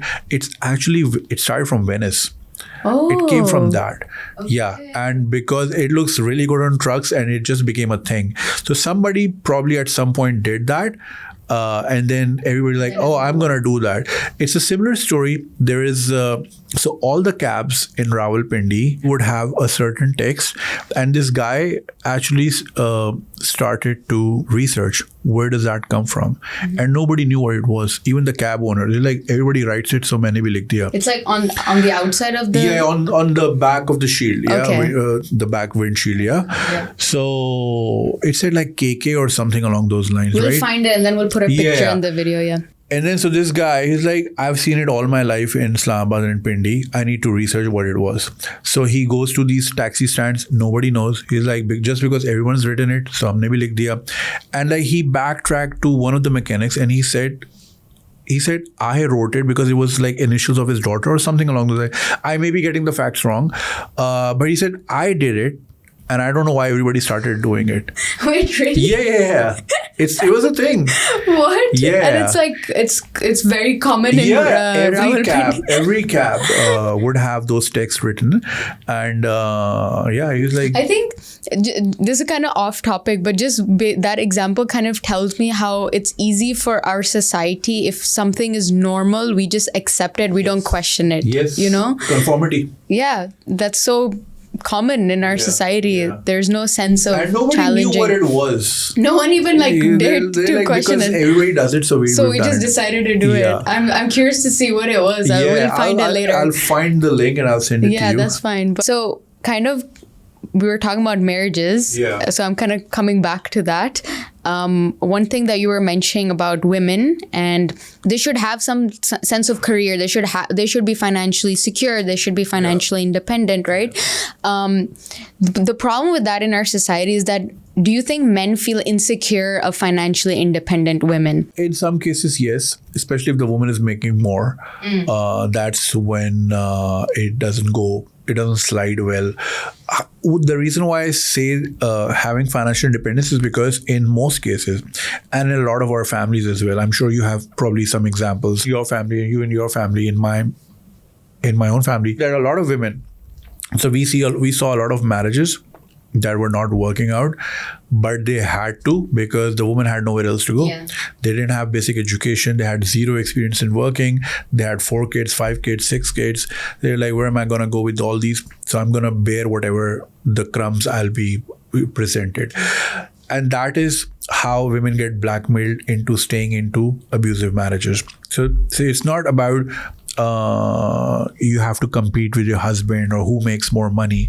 First of all, husband and wife need to work like a company, like an organization. So I'm going to look at this side of the deal. You're going to look at this side of the deal. And we have to find a middle ground somewhere. And we have to have these goals that we have to achieve. It's like we are 2 different wheels of a car, right? We have to steer the same way. But like you're on this side, I'm on this side, but we have to, manzil hamari ek hi hai, right? So that's how it needs to be treated. And when a woman has independence on her finances, so it's very difficult to abuse her one way or the other. She can't be blackmailed into staying into an abusive marriage where the husband is not treating her right, or he's like having something on the side or whatever, or like he's getting drunk or gambling or just whatever. So that allows you the courage and confidence to step out, right? And it's also, obviously, divorce is not liked. It's not encouraged, but it's permissible. If things are not working out, please walk out of it and start a new chapter. But because we like to hold everything, like it's all about control mostly. And in our society, it's taught to us that you need to control certain things this way, that way. That's why we financially disenfranchise women. There are so many women that I know that have to like literally beg for money from their husbands so that they can get something for their kid or something, and they're always like, oh, I'm not gonna give vagara vagara. So it makes them feel very, very helpless, and it makes them feel very disrespected. It's not that they don't have money, it's just like a power tactic. I need to control you this way or that way. So that's the dependency I'm against. You need to have something. You don't have to go out and work in an organization. You can work from home. You can do something. You can have a product. You can ship some products. You can do something on the side. If you fear that you need to stay closer to your children and like not be out of the house the whole day, there are ways to work around. We have internet now, so like we have so many solutions available. But it all starts from if you're willing to do it. And you need to see those examples in front of you, and you need to be aware that I don't want to end up like this. So sometimes in life, we don't know what we want to be, but at least we know what we don't want to be. So when people ask me how I ended up being where I am, I was like, I don't know. Public speaking was was my biggest fear. I had never participated in anything in my school. I was never able to do anything like that. I've always been an introvert. I'm only speaking because we were on camera. Otherwise, I'd be like very quiet. Maybe like in a one-on-one setting, I'm chatty, but in like a group of people, I'm the quietest one. I just like to observe and retain a lot of things. So I didn't know I wanted to be this. It's just happenstance that one thing led to another. But I definitely knew what I don't want to be. So there were certain examples in my family of men who were supposed to be providing but they weren't, who were supposed to have certain roles but they weren't doing it. So I had those examples very up close. I was like, I don't want to be this guy because this is how I feel about this guy, and I would not like, my offsprings or my distant offsprings about me. So it's important. So theek hai, if you don't know what your journey is going to be, or if you don't know where you want to end up, or if you don't know what your strengths are, and we are very clueless about those things, but at least we know what we don't want to be. So you need to see all these women around your family. Look at, like, statistically, look at your own mother. In most homes, that was primarily the case. And there's one thing we like to take pride on. Okay, there's not enough divorces in Pakistan because we're a Muslim country. And look at the Western country. It's like 2% in Pakistan, I was seeing. Every third woman is a divorcee. Yeah. First of all, have you gone through a divorce process in Pakistan as a woman? It's shitty. It is so much paperwork, do this, do that, go to this guy, go to that department, falana dimkana. They make it so difficult. As a woman, it's harder. First of all, they take away your right on your nikah nama. You know that? They take away your right? So there's a page that allows you that you can also, part ways. Mm-hmm. But Maulvi Saab, on his own, they're just like, we don't need this. Oh, what? Yeah, on your behalf. And a lot of girls probably don't know. They don't know. They don't even get to read the nikah. Yeah. They don't even know it. So it's like a contract. So I will go through fine print if I'm getting a job, if it's a work contract, if it's like a housing contract. I would go through every fine print. But the girl barely ever reads her own nikah. That's crazy. Yeah. And that's going to affect the rest of her life. Of course. So the divorce process, first of all, is very, very, very bad and very user unfriendly. Right? I've had people who've gone through it, and it's just a lot of hassle, especially if you're overseas Pakistani. If you got married in Pakistan, oh God, you have to go to the consulate in another city. They have to give you the power of attorney. It has to come down to Islamabad or Lahore or Karachi where you were, and then it's a lot of process. I'm sure a divorce lawyer would explain it much, much better. This is something I've seen up close. And then in most cases, what happens, how can a woman get a divorce when she has no degree, she has no basic education, she's never worked anywhere, she has literally zero experience? And we have so many women like that, even padhi likhi women who just did their basic graduation. They have no experience, right? So what options do they have once they walk out? Your own family says, beta, शादी करके गई हो, मर के वापस आना. Your own brothers don't take you back. Your own parents don't take you back, right? You're outcast, and because you're now a divorcee, it's like a bad stamp on your character. And in our culture, because it's misogynistic, like, it's always the woman's fault. Dude, the guy was drunk, he was gambling, he had 2 women on the side. Like, how are you saying it was her fault? Oh no, you should have nibha ke rakhni thi. You should have kept the house in order. How? Yeah, it takes two. It takes two to tango, right? So women are disenfranchised inherently, so that their hands are chopped off right from the beginning. So they have no wings to fly, and that is why the divorce rate is low. Just look at marriages around you. Just look at your cousin, look at your mamu, look at your uncle, look at whatever, and see if that marriage would have worked if your mumani, if your chachi was working. If she had finances in her hand, they would never stay in that marriage. And that's where the divorce rate is low. I mean, I've seen men who've cheated on their wives and they're still together. Because they know where is she going to go? Yeah. And a lot of times the woman, one is she doesn't know where to go. And number 2 is she feels like she has this responsibility for the children. Yeah. So they stay for the children. But it's actually worse for the children to see an unhealthy relationship growing up. Kids don't want to see parents together. They want to see happy parents wherever they are. Yeah. And that's the reality we need to address, but we don't. And we are in so many abusive households. And because the abuse is so prevalent in our society, how can a country thrive where every household is abusive, where every child has gone through so much domestic violence, they've seen so much very early in their lives, things they weren't supposed to see, things that weren't supposed to happen to them, happen to them. How do you expect that society to thrive collectively? Yeah. It just can't. It can't. So, and similarly, I make this argument all the time that we want democracy in the country, but every household is authoritative. The father is the first dictator. The brother is like the chief of army staff, right? Or commander-in-chief. So like you can't even navigate in your own household. You can't have your own opinion. You can't voice your own opinion in your household. But in the country, you want democracy. How cute. the best way to put it. Honestly, that's the best way to put it. It generates confusion. You don't know what you want. You're exposed to one thing or you want something else. And like in that confusion, you spend your whole life. Like a lot of times, even if you feel like you want something else, you're never really able to articulate it or like really understand what is it that you want, because you're constantly surrounded by this opinion and that opinion, and it just overwhelms you to the point where you don't have an opinion of your own. That's why I feel like if there is a and I know a lot of people may disagree, but if there's a possibility for a girl to travel abroad alone, like have some space alone, completely alone, it will completely change her life, because she will truly understand who she is. Like, what does she actually want? And this is the same for men probably, but it's even more important for women. So I'll share a fun fact. One of my cousins who used to work for me, he's now in Edinburgh. So he had traveled with me to Dubai. We came here for a project once.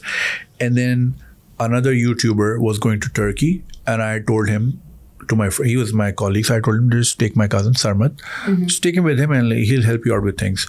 So I booked him everything. And so he brought back a very interesting perspective. He said, Junaid bhai, when I was in Istanbul, so I was observing women, obviously. But there's one thing that I noticed. Every woman had her shoulder like this and they were walking in confidence. Whereas all my life in Karachi, I've seen women like shrugged and like scared and like they can't even cross the road. They can't even talk properly and they're just like nervous all the time. But over there, women had their shoulders straight and they were just walking and they had this air of confidence. The aura was like so confident. I was like scared sometimes. Scared? Yeah. Not just scared, but like what's the word? Intimidated. Yeah. So, and I was like, that's an interesting side, and that is something we don't see more even often. Physically, you can see the difference. Yeah. That's crazy. Yeah. So see, that's what traveling teaches you. And a lot of women have written to me, and so I always voice this idea of traveling and like just see the other parts of the world and see how the world. So there's this girl. She lives. She migrated here in Dubai, and she lives, I think, in Barsha Heights. And she wrote to me these two lines that it's 11 in the night and I just walked down to the store by myself, and I can't even tell you the feeling that I got from just doing that.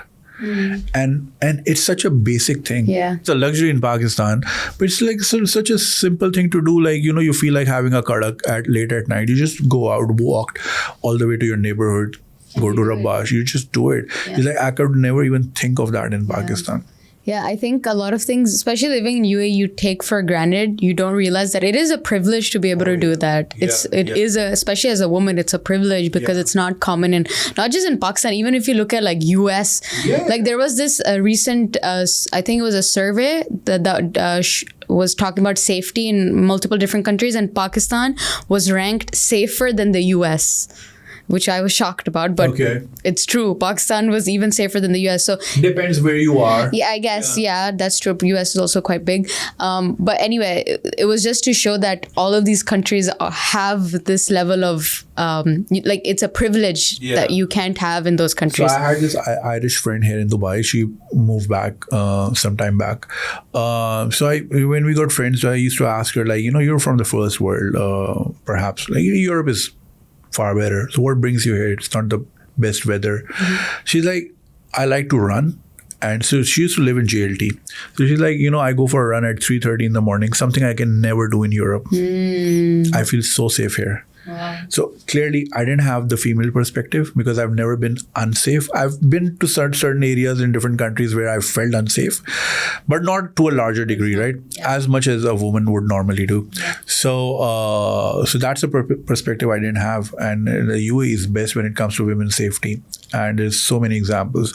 And so many women have written to me that, the life is so different once we moved out of Pakistan. And like, you can just take a train, walk around, go to places. Nobody ogles me. Nobody catcalls me. My friend just went to a market in Karachi. Somebody called her Sonpari. What is Sonpari? Sonpari is like a character. Like, she's fairly fair complexion. Okay. So like, he just rode past on a bike. He just called her Sonpari. And it's like lots of mashallahs and subhanallahs are happening. That happens all the It's time. like it happens all the time. But because, and like, if you tell a guy, they won't believe it in Pakistan. Like, no, you're just making it up. Like, because you don't have the perspective. Try to be. So I used to work late nights back in the day. And, even boys are not safe in Pakistan. So, there would be instances where I would sense some danger, like late at night, 1 a.m, and somebody would try to pick me up in lieu of offering me a ride. And I'm like, I don't. Like you're walking on the street and someone comes in. And I'm like, I don't feel, and like certain people have said certain things to me. And I'm like, okay, if this is happening to me and I'm not like the best looking guy, imagine what would happen to a woman. And that's something that gave me perspective about women's safety in Pakistan. Yeah. So it happens all the time, but just because it doesn't happen to you doesn't mean it doesn't happen. Yeah. Even like, I think when I got the opportunity to travel, I realized that I felt when I would see more women on the streets, that would instantly give me an understanding of what safety looks like in this country. Like when I go to Pakistan, usually I see men on the streets. I know there's women, of course, but usually, what do you usually see? Who's on the bikes? Who's everywhere? Who's walking out on the streets? It's all men. In the place that we live in, and at least. A lot of these travel bloggers who come to Pakistan, who talk about the markets and everything, usually the comment says, "Where are the women?" Yeah. True. So there was this, I think, Turkish vlogger. She came out of Islamabad airport and she was just like documenting, and it was just men. And that's the same comment. Where are the women? Where are the women? Yeah. That gives us such a instant like indicator of is it safe for women here? Even though they're like 125 million of them in the country. Yeah. You barely see them. There are some cities you don't see women at all. Like, some places in Lower Punjab. Like my friends are from that area. They're like, we barely ever see anyone. There are not enough malls. There are not enough community areas. We don't build those community areas. We don't think like how society should function. There's always a fighter jet in one of the roundabouts, but there's barely a communal area. And there was actually a research. There's this wonderful podcast. I would share the link with you. It spoke about the heat wave in Chicago in 1997. So there were two neighborhoods side by side, parted by a road, right? And on this side, a lot of people died. And on this side, barely anyone died. Now, if we were to talk about, let's say, Dubai. So if, for example, if something happens in Nahda, right, a lot of people get affected, but not in JLT. There's like a huge difference. Maybe the temperature was different or maybe the circumstances were different. But I'm talking like literally side by side. Across the street, a lot of people died. This side, barely anyone. You know why? Across the street where people died, there were not enough communal areas. There were not enough libraries. There were not enough parks. There were not enough places where people actually meet each other. Right? But on this side, it was.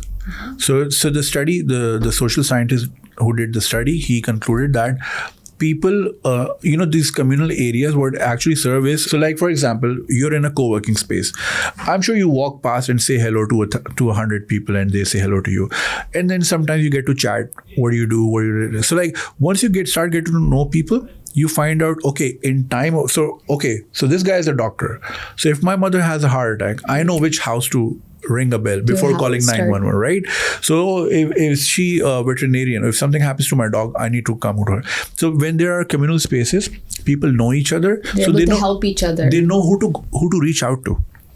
So in that neighborhood where there was not enough communal spaces, they didn't know what to do and they just stayed home. And it was the worst thing to do during the heat wave.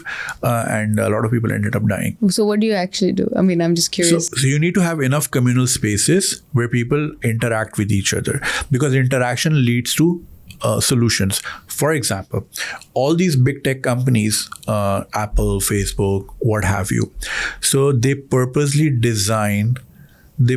place the water coolers in area in between departments.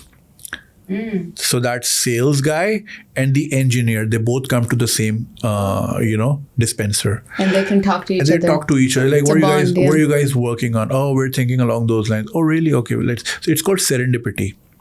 So they purposely build those areas where people collaborate with each other who would otherwise not hang out with each other. The same thing is done by a lot of these Ivy League universities. So they invite people from different walks of life and they have these events where people collaborate. I'll tell you a fun fact. So in one of those serendipitous events, so there was this astrophysicist and there was an orthopedist. And they were just discussing. So the orthopedist asked the guy, so what are the new innovations you're having in the outer space? So he said, oh, because of we were using the older technology. So we were looking at the nearby galaxies, but in the far off galaxies, the image was distorted. So I applied magnetic resonance and it cleared the image. Okay. And now we're able to see far more, and which is getting us a lot of information about how the universe works. And the orthopedist says, that's the same problem I have with X-rays. So how about I apply magnetic resonance in my X-rays and I see can what happens? Oh, And that's how we got MRI. MRIs. Yep. Wow. Otherwise, he would have worked on those things. He would have never known. Yeah. So that's why it's important To collaborate. to create an environment where people of different walks of life actually meet and find a common ground. Yeah. So how we can make lives of people better, or how can we at least collaborate with each other? So that's why it's important to have these communal areas where people mingle, people talk. So that's why libraries, parks, they're always so like, if you go to high-end areas, they always encourage on making those serendipitous areas. Like they focus on parks, they focus on communal spaces, they focus on people where people can meet and greet each other.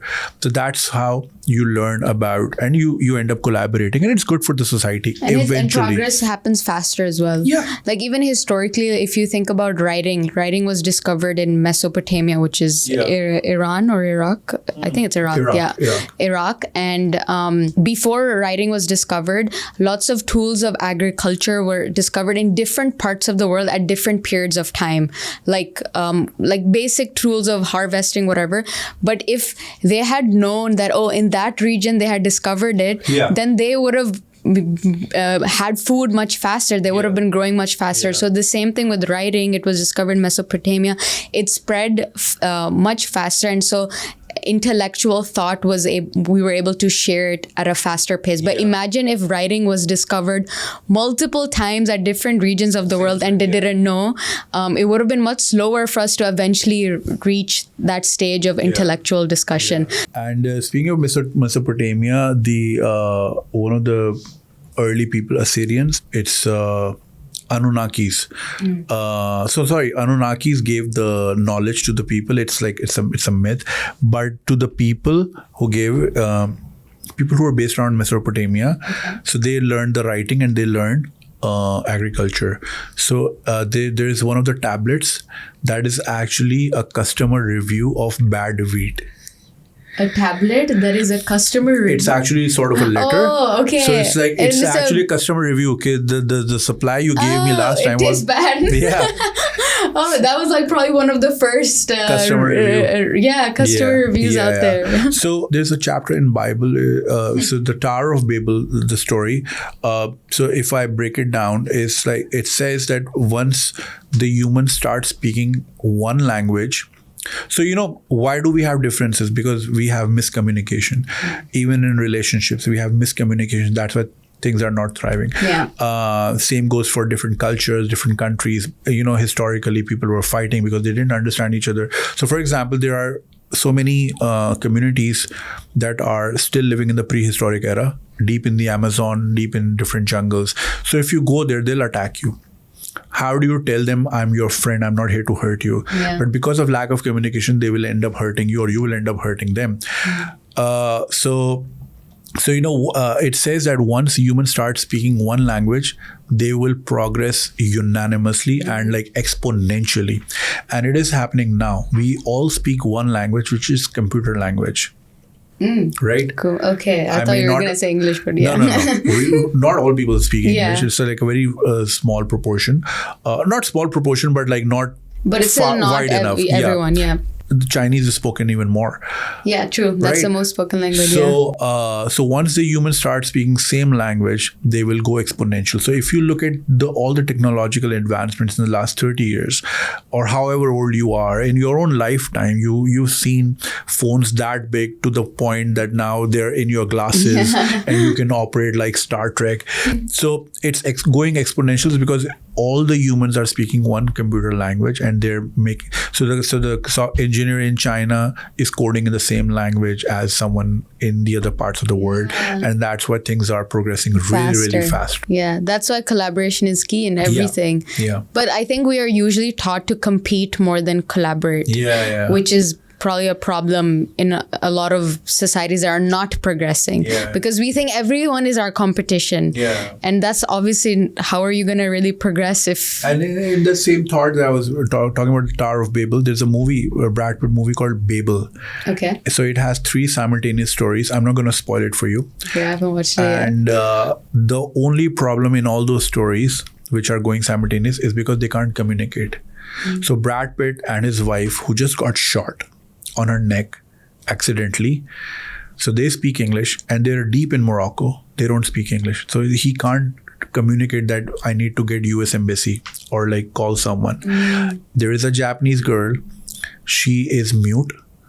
Her mother committed suicide, but the police is investigating. So the policeman comes to her house every now and then, trying to ask her if her mother really committed suicide or was she pushed by her father. But she can't communicate because she's mute. Now, the third story, Brad Pitt's children were looked after by their Mexican maid. So babysitter, right? But the babysitter has to go to Mexico because she thought they were coming back on this day so that she could go to her son's wedding. And now she has their kids, but she really has to go to Mexico. So she's choosing, should I take the kids across the border? But it would come under kidnapping. So like it's a brilliant movie. Wow. So I'm not gonna spoil any further, but the entire problem is because nobody could understand each other, and it's like a lot of confusion, and eventually it comes to a certain conclusion.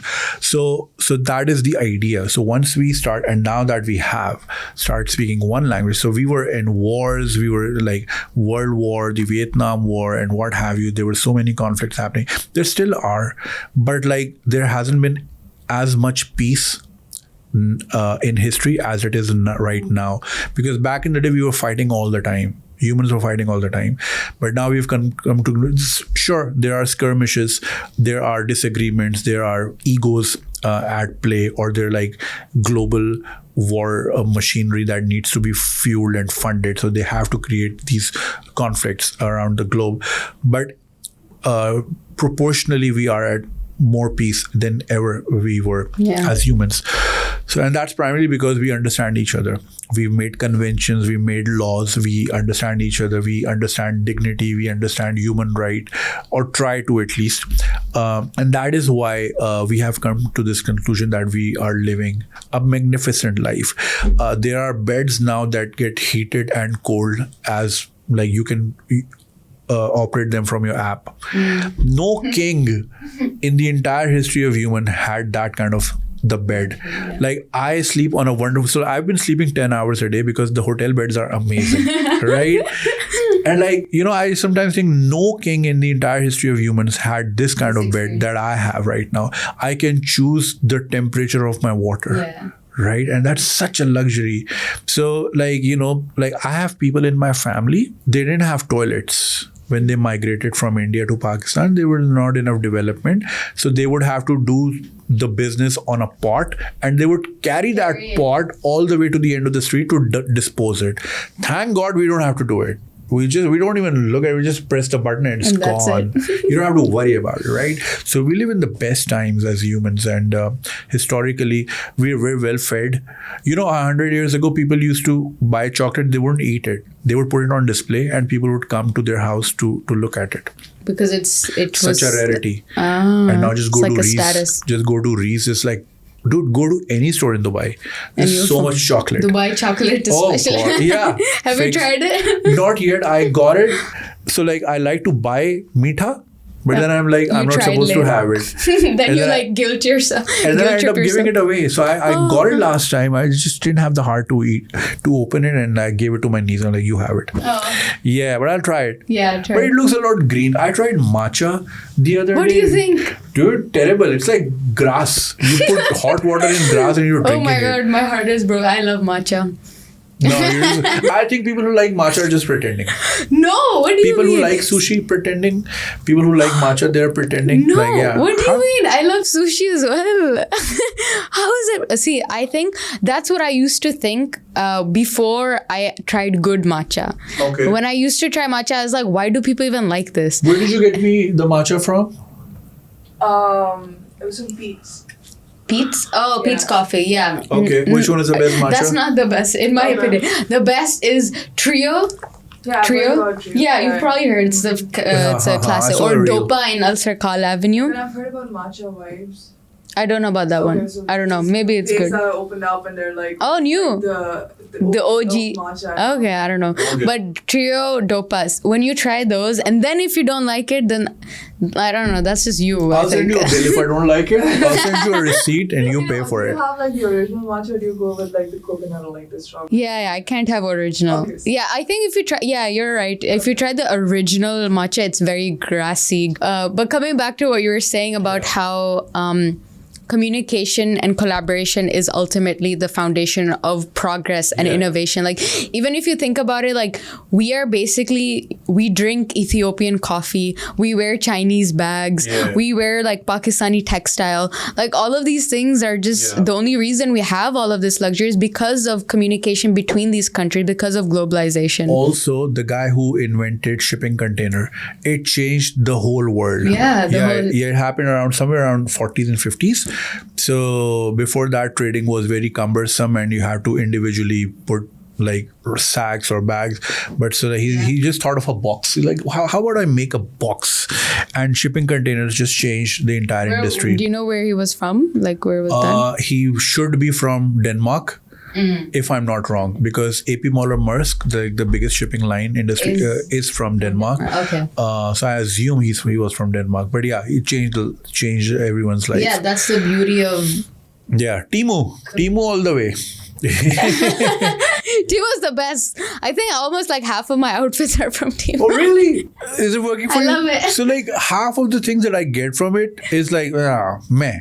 But some of them are like really good. Yeah, I know. There is a concern about that because I feel like there's been a lot of scenarios where people have ordered something, but it's like they've ordered a bed, but they get like a paper printout of a bed or like a mini bed. Yeah. I know there's those scenarios, but alhamdulillah, like so far for me, it's been good. So maybe they're treating Dubai differently than Pakistan, you know? But like, who cares about people Pakistan? in Dubai who've had those experiences. So yeah, I think it's everywhere. It's always recommended to read the reviews and you have like to see read the it. dimensions. Yeah, that will probably help. Yeah. So we've talked a lot about Pakistani society, people, marriage, relationships, and we're kind of coming towards the end of the podcast. We did talk about government economy as well. In the beginning, we talked a lot about that.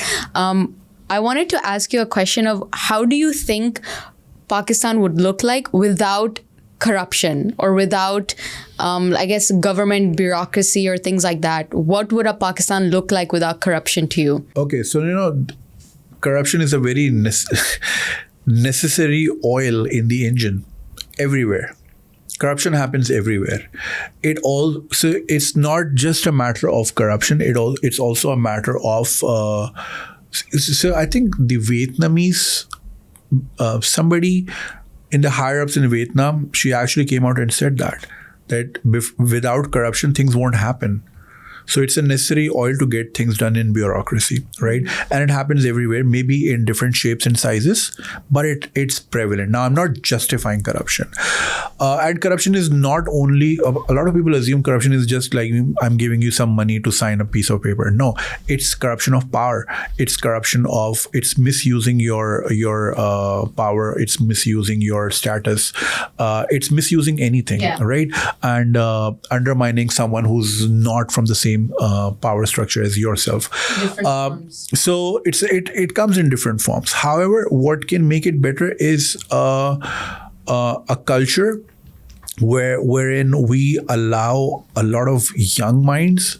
And so there's a lot of bureaucracy. The things get very, very slow in Pakistan. But like without corruption, I'm not sure. But with a lot of the right people, with the right set of expertise. So we've had IT ministers who didn't even know how to install WhatsApp. How would they understand the plight of a freelancer who cannot upload his work on time and keeps losing his job on Fiverr? Yeah. Right? So we need to have the right people at the right places who at least understand, who at least come from the same, who's had the same journey. Right? So if I'm a YouTuber, so I know the uploading is very slow in Quetta. Mm-hmm. I was in Quetta for something and I was trying to upload a video and I went to every nook and cranny and it just won't upload. It was just a 600 MB file. And, Balochistan has a lot of issues ongoing.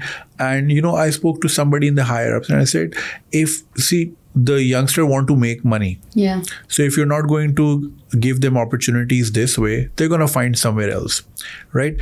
And that is primarily the reason why, conflicts everywhere in the world, it all boils down to economics. Mm-hmm. If your economics is good, you're not going to think about blowing people up, right? So instead of spending so much on the other things, how about we get better internet, get them jobs, they'll find their jobs, just need to give them the right environment. And once you do, they're not going to think, nobody inherently wants to do the bad things, right? It's the circumstances that leads to that pushes you towards that route. So I know, so I've gone through those things. So if I end up becoming IT minister, so I know what are the pain areas. If you go to Gilgit-Baltistan, the internet barely works. If I go to anywhere outside Karachi, the internet barely works, right? There's lots of poverty, there's lots of disenfranchisement, and I know internet can solve a lot of those problems.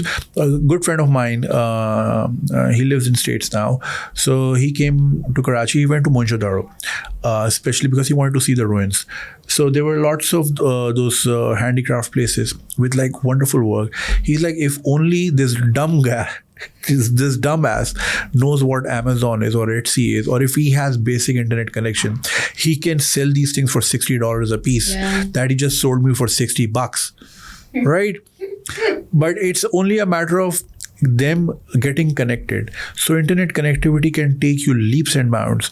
People are smart. People will find a way. You have no idea. So I have a very good friend in the police ranks in South Punjab. So he told me about this village. So now you must have come across this news that there is a village in South Punjab where everyone has a golden button. Oh, I don't know. Yeah, so there is a village. Every house has a golden button. But golden what? A golden silver, the golden YouTube button. 1 million subscribers. Button. Okay. Oh. Every house has 1 million subscribers. Yeah. How? Why so, does that happen? So they make a lot of religious content, and when you make religious content, you get a lot of subscribers, right? So he told me about another village where there was a group of people who were criminals. Proper criminals. Like they would do the money heist, they would kidnap people, they would murder, whatever, right? But then obviously they didn't like doing that. There was a lot of risk involved and it's not the right thing to do. I'm sure the conscience kicked in. They somehow found out the world of content creation. And they work on YouTube automation and they make these motivational videos. And he showed me a screenshot of one of those guys. He was barely 19 and his payout was, mashallah, $17,000. Mm-hmm.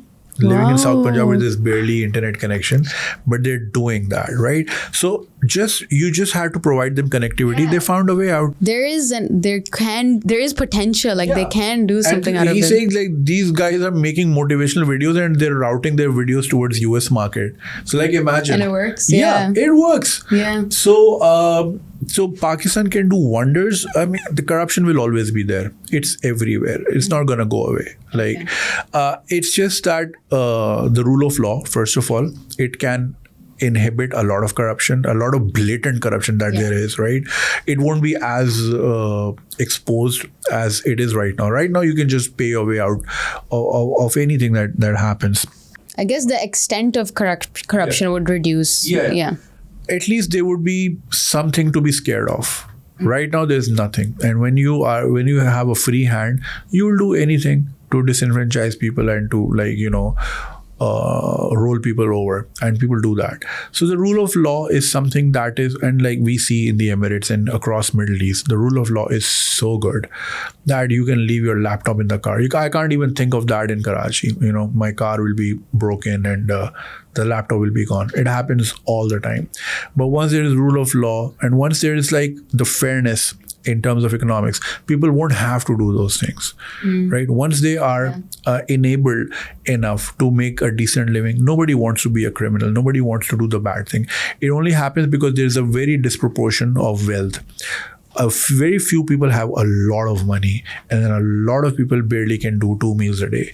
So, that has to come into play, and it can only come into play when people know what their rights are, and people need to know what they have to ask. They need to be educated enough, and education just doesn't only mean a school or college degree, but in terms of shaur, jisko kehte, sense, right? To know what to ask for.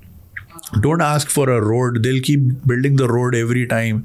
Ask for education, ask for hospital, ask for things that really, really matter. Yeah. But the thing is, the politicians, they only focus on things that you can look at because it's easy to measure. It's tangible, right? Oh, I built that bridge for you guys. Give me the vote. Oh yeah, it makes our journey very faster. So I'll give you the vote. Oh, I built a school. Your children are educated. Oh, I don't see that. Right? You look at people, you don't see education. Maybe in some action, but it's not measurable how educated a person is. It's usually the intangible things that are... So that's why they focus on building the road, they're building the infrastructure. They're not really building human capacity and human development and education, health, because they're not measurable. What's the saddest thing that happened in Pakistan lately? One of the hotels in Karachi that used to be Taj Hotel, then it turned into Crown Plaza. It just turned into a hospital. So which means we have less tourists and more sick people. Yeah. It's very sad. Of course, we need more hospitals. Of course, we need more infrastructure. That's fine. But for a hotel to be turning into a hospital, that just shows the demand and supply of certain things. Karachi, that was once a hub of, every tourist and a lot of action and a lot of culture, is now only reduced to a city that is sick and impoverished and lack of basic infrastructure. Yeah, and speaking of what you were saying, that people resort to things like crime, it's the same thing with begging, because there's a lot, like I was looking at this stat that there 16% of people of the population of Pakistan are professional beggars. And I was like, what do you mean professional beggars? When I was doing research, like there's actual networks of beggars where people recruit someone and train them to be a beggar. So my sister lives in Lahore. She lives in a very fairly decent area, and on her same street there's a house, 5 marle ka, the same size as hers, and that family is away for 6 months during summers because they're begging in Italy.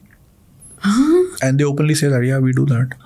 So they make good money. They come back. They do the winters in Lahore. They go, because the European winter is harsh. So they come back to Lahore. They go back. There's so many networks. And apparently, like, it's a multi-billion-dollar industry. Of course. Like, what? Of course it is. And when you think about it, that's not allowed in Islam. That's not allowed by law even in Pakistan as well. But people choose to ignore that. And it leads to a lot of child kidnapping. Because you always need new recruits, you always need children to exploit. And, so like one of the housing authorities in Karachi, Defense House, DHA in Karachi, they've started to put up these posters, which is very admirable. They said, every time you beg, it leads to a child getting kidnapped. So because they always need new recruits, and a lot of there have been so many CCTV videos of women stealing children from hospitals, the government hospitals, where there's like nobody's looking around, and like they would just pick up the child. And how would you, like, you didn't even take a picture of a child and like And they're gone. They're gone. Yeah. And that's where they end up normally. And apparently, like, there are people who kidnap the children and then make them handicapped. Yeah, so that, for sure. Yeah, They do that all the time. It's a painful thing to see. Yeah. Yeah. I mean, what you just said was interesting, though, that corruption is a necessary engine. Because I was kind of surprised when you said that. But I do get what you mean in the sense that it happens everywhere. It's just the extent. Again, I'm not justifying it. Yeah. But it's just the reality. Yeah. So like I'll find that article and share that with you. It made some very fair points. It was I think a minister in Vietnam or something, but it was in Vietnam, and it made a valid point in terms of your work won't get done. So it's like a necessary oil in the Wow. It's I'm just gonna the way read that. it is. Yeah, it's That's just the way it is. interesting. Again, not justifying, but it happens everywhere, maybe in different shapes and sizes, but it does. However, not endorsing it, of course. So you're in Dubai. What's happening lately here in Dubai? So recently I've partnered up with my good friend Nida, and so she has a company called Lux Marketing and PR. So recently partnered up because it's something that is up my alley. So we give solutions to companies who are facing challenges in terms of visibility, content creation, performance marketing, what have you. And because, I've been making content for myself for so many years and for so many companies, so many brands. So we've been in the phase of business development, and we're meeting clients, we're meeting companies, we're figuring out what they're lacking at. We're reviewing their websites. We have a different array of clients, some ranging from makeup to skincare, or some in the shipping industry, B2B, B2C, all sorts of clients. So providing solutions where they can maximize their potential using content, because nothing works better than a reel. Yeah, these basically, days. that's the ultimate way to promote yourself now. And of course, a lot of these businesses, sure, they're good at what they do, but it's like the branding side is a completely different science. Sometimes they don't understand the power of a reel or power of a TikTok. And I'm sure, like even with your podcast, like I found you out through your reels, right? So it's how you curate your content that gets you visibility, and that ends up in your business. So we are meeting clients, and we are like auditing their websites, auditing their socials, making them reports what they're lacking and how we can help enhance their productivity and enhance the scalability, and resulting in great sales, great visibility, and they can perhaps expand their business far. Well, sounds very exciting. Is this recently launched? So Nida's been working on this. So I recently joined her as a co-founder. So we're mainly focusing Middle East, but not limited to Middle East. Plan to expand in North America, Europe, and what have you. But so far, focusing on Middle East. So if anyone's out there in Saudi, Qatar, Bahrain, Oman, wherever, and if you think your business needs those solutions, and if we can convince you, so I'm really looking forward to that. Well, good luck. It's very exciting. I think it's going to be awesome. The last question that I just want to ask is, because we've talked a lot about what needs to change in Pakistan, what's not working, I guess I want to end on a hopeful note. Yeah. What is something that makes you hopeful about the future of Pakistan? So there used to be this TV actress, very renowned legend. She's not with us anymore, Durdana Bhatt. So I once happened to be at a morning show where she was also a guest. And she was basically an educationist. And on the side, she was doing TV. Very funny lady. So I asked her, is there something you can teach me? Any word of wisdom you can tell me? And I'm talking 2011. So she said, the only constant in life is change. It will always keep changing. There is nothing constant, nothing lasts forever. So I am also hopeful on the note, first of all, like even Islam discourages hopelessness. It always teaches you about being hopeful and having faith in Allah and having faith in your own destiny and everything. So it's a mix of a lot of things, like, first of all, the faith part, then of course the only constant in life is change, and the ever-changing evolution that humans have been facing all across. So yes, nothing lasts forever, and I'm sure, like I said, of course, with social media and the internet, there is a lot of negativity around, but there is a lot of hopefulness is also spreading. There's a lot of good content that is out there. It's teaching a lot of people. And like when I was a kid, my only access to entertainment was one TV channel. That was the state TV channel, which was lying all the time, right? But now a kid of that age, school going, has so much options, has so much like the power to seek the truth has become like so easy. And it's so handy. It's in your pocket, and like you can just fact check everything there and then. You don't have to believe in what your uncle once told you. Like you just fact check, right? So for example, a lot of people say, oh, when Neil Armstrong landed on the moon, he heard azan. It's like you can just fact check now. So there's a whole generation in Pakistan that believe that. So Really? People they believe that? Yeah, and he converted to Islam. And like, dude, he's still called Neil Armstrong. What? Go to his Wikipedia. There's nothing like that. Yeah, it's just just urban myths. So there is always light at the end of the tunnel, and of course, maybe not in our lifetime, but maybe in our children's lifetime, things will eventually change, and that is something that I strive for. So, for example, there's an interesting, again, mathematics in Jordan Peterson's book, 12 Rules of Life. He said if a father, he has 3 sons, and he's abusive to those 3 sons, so he's damaged those 3 kids. So if all those 3 kids have 3 kids of their own, so they damaged 9 kids, etc., right? Or on the flip side, if he, inculcated good values and good education into them, it went to 3 people, then to 9 people. So in only 20 generations, that number became 3.2 billion, right? Which is like literally half the world right now. Yeah, it's a ripple effect. Ripple effect, right? So if you inculcate right things, and if you keep saying like you have this wonderful platform and you're always sharing wonderful things and sharing knowledge and doing the right things, saying the right things, and of course it will have its effect. Maybe not in your lifetime, but so we're leaving these postcards for the future generations to access, right? So you probably know what your grandfather looked like. You don't know what his father looked like. You probably don't even know his name, right? So we only used to live for 3 generations. So you're not living until how long you're alive. You're alive for how long your name is alive. Yeah. Wow. Right? And that's usually for that's 3 usually generations. 3 generations up until camera happened. Now your photos are there, and now your Facebook is there. Your great grandchildren can easily look you up, can easily Google you, can easily have a walk through your life and your career, right? So we're going to be living forever from now on. Yeah. So we need to be doing the right things, and this platform is like, a lot of people try, they don't make it, right? And so it's I think I take my work as a blessing. And so somebody from Alain, who I used to work with, he was the only guy in our Alain office, and he used to call me. So I was making videos, and I was also working here in Sharjah.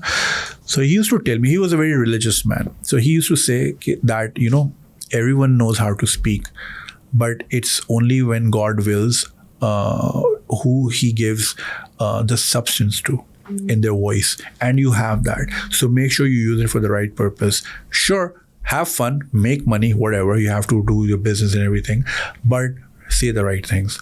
It's a blessing. All of us can speak, right? But it's only a fraction of us who people are tuning in to listen, right? So it's a God's blessing. Yeah, so take it.